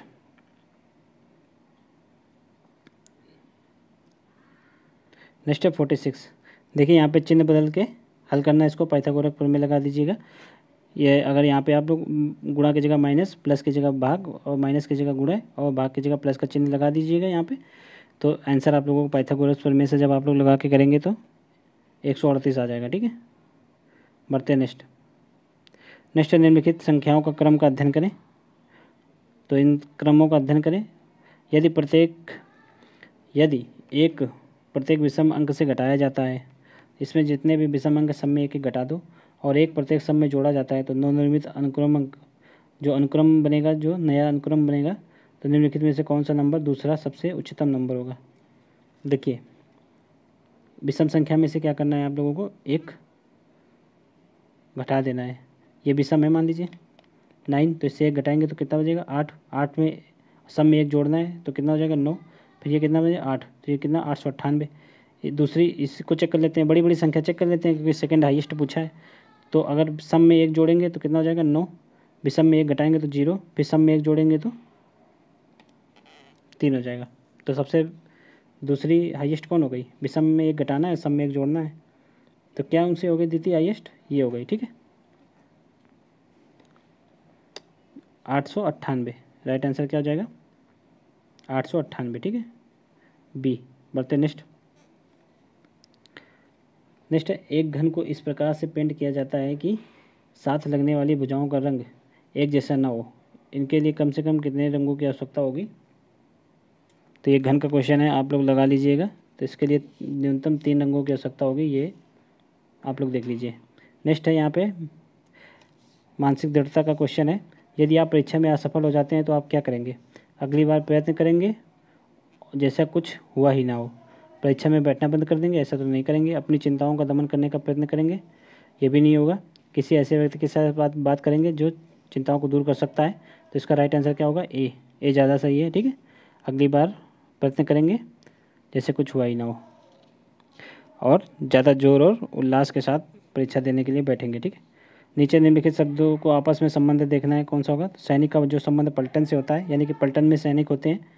तो उसी प्रकार मछलियों के समुदाय में क्या होती हैं, तो मछलियाँ होती हैं। राइट आंसर क्या हो जाएगा सी। नेक्स्ट देखिए 6 मित्र हैं ABCDEF, वृत्ताकार दायरे में केंद्र की ओर मुँह करके बैठे हैं, ठीक है। सभी पड़ोसी अपने पड़ोसी को से समान दूरी पर बैठे हैं। अब देखिए ये वृत्ताकार टेबल मान लीजिए आप लोग, यहाँ पर 6 लोग बैठे हैं, 1 2 3 4 5 6। अब क्या कह रहा है कि हर कोई किसी एक मित्र से एकदम सामने बैठा है। डी ना तो सी के बगल में बैठा है, ना ही उसके सामने बैठा है। तो कहीं पे सी बैठा है, तो उसके ना तो यहाँ पे डी बैठ सकता है बगल में, ना ही तो सामने डी बैठ सकता है। ये कंडीशन दी हुई है, ठीक है। ए और एफ एक दूसरे के आमने सामने बैठे हैं, तो ई एफ या तो फिर यहाँ पे बैठेंगे, ई एफ यहाँ पे बैठेंगे एक दूसरे के आमने सामने, या तो फिर यहाँ होंगे, ठीक है। यही 2 स्थान बच रहे हैं, चूँकि यहाँ तो सी बैठा ही है। नेक्स्ट है बी सी के सामने बैठा है। डी के सामने कौन बैठा है। देखिए बी जो है सी के सामने बैठा है। अब यहाँ पे आप लोग मान लीजिए बी, यहाँ पे बी बैठा है, सी के सामने बैठा है, यहाँ पे बी हो गया, ठीक है। तो डी के सामने कौन बैठा है, तो डी के सामने कौन बैठा है, तो देखिए ए मतलब इसके सामने सी के सामने बी बैठा है, और ई और एफ आमने सामने बैठे हैं। तो बच्चा कौन, बच्चा आपका जो डी के सामने कौन बैठेगा, तो ABCDE एफ बच रहा है। ई और एफ आमने सामने, ए और एफ आमने सामने, ए और एफ एक दूसरे के आमने सामने बैठे हैं, ठीक है। यहाँ पे ए या फिर आई एफ होगा, ठीक है, ई नहीं। तो बच्चा क्या ई ही डी के सामने बैठेगा, ठीक है। नेक्स्ट है चयन करें निम्नलिखित विकल्प में जो भिन्न है, ठीक है। उसका चयन करना है जो इनसे भिन्न है। तो क्या हो जाएगा, गाजर, पत्ता गोभी, शलजम, आलू, कौन सा भिन्न है बताइए। इसमें बी जो है पत्ता गोभी भिन्न है, क्योंकि ये तीनों जो है ज़मीन के अंदर होते हैं, पत्ता गोभी ज़मीन के बाहर होती है। ओके बढ़ते नेक्स्ट। देखिए एक कोड भाषा में पेंट्री को ये लिखा जाता है, एंग्री को ये लिखा जाता है, तो इंस्टीट्यूट को क्या लिखा जाएगा? तो जॉन सेवर्ड के सामने जो लिखा है वो आपको वैसे ही लिख देना है। देखिए यहाँ पे कौन सा कोडिंग बन रही है, पी कितने स्थान पे आता है? 16 पे आता है, तो 1 + 6 तो 7। ओके, ए 1 पे आता है, एन 14 पे आता है, तो 1 + 4 = 5। तो इस तरह बनाना है आप लोगों को, इंस्टीट्यूट लिखना है। तो आई किस पे आता है? 9, तो पहले 9 आ जाएगा। एन कितने पे आता है? 14 पे आता है, तो एन की जगह 5 आ जाएगा। एस कितने पे आता है? एस आता है 19 पे, तो ये कितना हो जाएगा? 9 1 10। ठीक है, एस, ठीक। तो यहाँ पे 10, जब 10 को हम लोग जीरो जोड़ेंगे मतलब कितना हो जाएगा? 1 + 0 तो कितना हो जाएगा? 1 ही आएगा। फिर उसके बाद टी कितने पे आता है? 20 पे आता है, जब इसको जोड़ेंगे तो 2 ही आएगा। देखिए आया 9 5 1 2, किसी में 9 5 1 2 इसमें भी है, 9 5 1 2 इसमें भी है। और देख लेते हैं, आई में फिर 9 आ जाएगा, तो फिर 9 आया, 9 5 1 2 9, 9 5 1 2 9 इसी में है बस, और किसी में नहीं। बढ़ते नेक्स्ट। नेक्स्ट है, सुबह में शिवानी सूर्योदय की दिशा में 3 मीटर चलती है। देखिए ये हो गया, ये ईस्ट है, इधर इधर को शिवानी चलना प्रारंभ करती है। ठीक है, 3 मीटर चलती है, पहले वो 3 मीटर गई। ठीक, फिर लिखा है कि वो लगातार 2 बार दाएं घूमती है। दाएं मतलब एंटी क्लॉकवाइज 2 बार घूमती है, और प्रत्येक मोड़ के बाद क्रमशः 8 मीटर और 3 मीटर चलती है। पहले घूमती है तो 8 मीटर चलती है, फिर एंटी क्लॉक घूमती है और 3 मीटर चलती है, तो यहीं पे आ जाएगी वो 3 मीटर, चूँकि इधर की दूरी भी है, 3 इधर की है। तो पूछ रहा है शुरुआती बिंदु के संदर्भ में अब वे किस दिशा में है? तो वे किस दिशा में? उत्तर की दिशा में। यहाँ से चली थी, इधर नॉर्थ होता है तो उत्तर की दिशा में। बढ़ते नेक्स्ट। नेक्स्ट निम्नलिखित में से संबंध ज्ञात करना है, इमारत बजरी और रोड़ी में। इमारत, देखिए जो रोड़ी है वो बजरी से ही बनती है। ये हो गया रोड़ी, ये हो गया बजरी। सारी बजरी छोटी होती है, यहाँ पे बनेगी बजरी, रोड़ी, रोड़ी से बजरी बनाई जाती है कूट कूट के, और इन दोनों से मिलके क्या बनाया जाता है? इमारत। ठीक है, इमारत में ही बजरी लगी होती है, बजरी से इमारत में रोड़ी होती है, रोड़ी से ही बजरी बनती है। तो राइट क्या हो जाएगा? ए। बढ़ते नेक्स्ट। नेक्स्ट देखिए, इनमें से कोई एक लगेगा चिन्ह, और ये जो है सेटिस्फेक्शन हो जाएगा ये समीकरण। तो इसको आप लोगों को देख लेना है। तो इसमें से कौन सा सिंबल लगेगा आप लोग? तो इसमें से डी आएगा, डी। ठीक है, डी को आप लोग देख लीजिए चेक करके। देखिए 9/3 + 1 = 4 आ रहा है। इसमें से भाग करेंगे तो 3 आएगा, +1 तो 4, 4 = 4। ठीक है, इस तरह इसको करना है, डी। बढ़ते नेक्स्ट। नेक्स्ट निम्नलिखित शब्दों के में शब्दकोश में क्रमवार लगाना है इनको, शब्दकोश को। तो ये भी क्वेश्चन आता है। देखिए सबसे पहले पी आई, तो पी आई सब में, तो फिर उसके बाद क्या आएगा? P I V. ठीक है, तीसरा आएगा पहले, तो तीसरा तो सब 3 में है पहले। पी आई वी के बाद अब क्या आएगा? पी आई, इसमें देखिए कौन सा पहले है? P I x. एक्स आता है जेड के पहले, तो एक्स आएगा। एक्स के बाद यहाँ पे आई है, यहाँ पे ई है, तो कौन सा आता है पहले? ई आता है। तो 3 के बाद 4 आएगा, 3 के बाद 4 आएगा, फिर कौन सा आएगा? फिर यहाँ पे आएगा 2, 3 4 2 5 1 आ जाएगा इसका right answer. C number is right answer, C is correct. बढ़ते नेक्स्ट। इसमें भिन्न पहचानना है। देखिए भारत, श्रीलंका, जापान, मॉरिशस, तो देखिए ये तीनों कहाँ हैं? हिंद महासागर में, और ये कहाँ है? प्रशांत महासागर में। अगर इस कॉन्सेप्ट से करेंगे तो इसका आंसर हो जाएगा जापान। लेकिन जापान, मॉरिशस, श्रीलंका ये तीनों द्वीप हैं, द्वीपी देश हैं, और भारत मुख्य भूमि का देश है। अगर इस कॉन्सेप्ट से करेंगे तो आंसर आ जाएगा भारत। दोनों में से जो अच्छा लगे उससे कर लीजिएगा, एग्जामिनर पे डिपेंड करेगा अगर ऐसा क्वेश्चन आता है कि वो किसको मानता है। अब नेक्स्ट करते हैं इसको। आपको दर्पण में, ये देखिए दर्पण रखा है यहाँ पे। अब ये दर्पण में कैसा दिखेगा? तो देखिए ये वाली आकृति कैसी हो जाएगी? ये आकृति इस समान हो जाएगी, ये ऐसी हो जाएगी, ये जो है दूर चला जाएगा, ये पास रहेगा, तो इसका बी इज राइट आंसर हो जाएगा। ठीक है, बी ही मैच कर रहा है। बढ़ते नेक्स्ट है, नेक्स्ट और लास्ट क्वेश्चन है। लास्ट है, रामू एक ऐसा पासा चाहता है जिसके विपरीत चेहरे पर बिंदुओं की संख्याओं के बीच अंतर 3 हो। ठीक है, तो पासा पहचानना है। तो अंतर किस में 3 होता है? जो मानक पासा होता है उसी के अंतर जो है 3 होता है। तो देखिए यहाँ पे कितना है, 4 है, 4 के उस तरफ क्या होगा, 4 के उस तरफ होगा 1।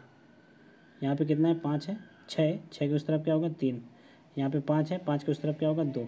ये पासा बन गया पूरा, और इन तीनों के बीच अंतर भी कितना है, 3 का। ठीक है, देखिए ऊपर 6 है, इसके विपरीत 3 होगा, इस ओर 5 है, इसके विपरीत 2 होगा, इस ओर 4 है, इसके विपरीत 1 होगा, सब में अंतर भी कितना है, 3 का। तो ऐसा ही पासा जो है रामू चाहता है, तो इसका राइट आंसर क्या हो जाएगा, डी। देखिए ये हो गया पूरे 160 क्वेश्चन, ये सेट नंबर 3 है। अब जल्दी हम आप लोगों के लिए टेस्ट नंबर 4 लेकर आएंगे। आप लोग चैनल को सब्सक्राइब जरूर कर लीजिए और वीडियो को लाइक भी कर दीजिए। देखिए यहाँ पर हो सकता है कि आप लोगों को मैथ और रीजनिंग अपने अपने तरीके से आप लोग हल कीजिएगा, हम तो बस आप लोगों को थोड़ा सा जो वीक ज़्यादा स्टूडेंट है उनके लिए ये देख सकते हैं, बाकी आप लोग अपने अपने कॉन्सेप्ट से लगा सकते हैं। ठीक है, तो चलिए मिलते हैं नेक्स्ट क्लास में, तब तक के लिए जय हिंद।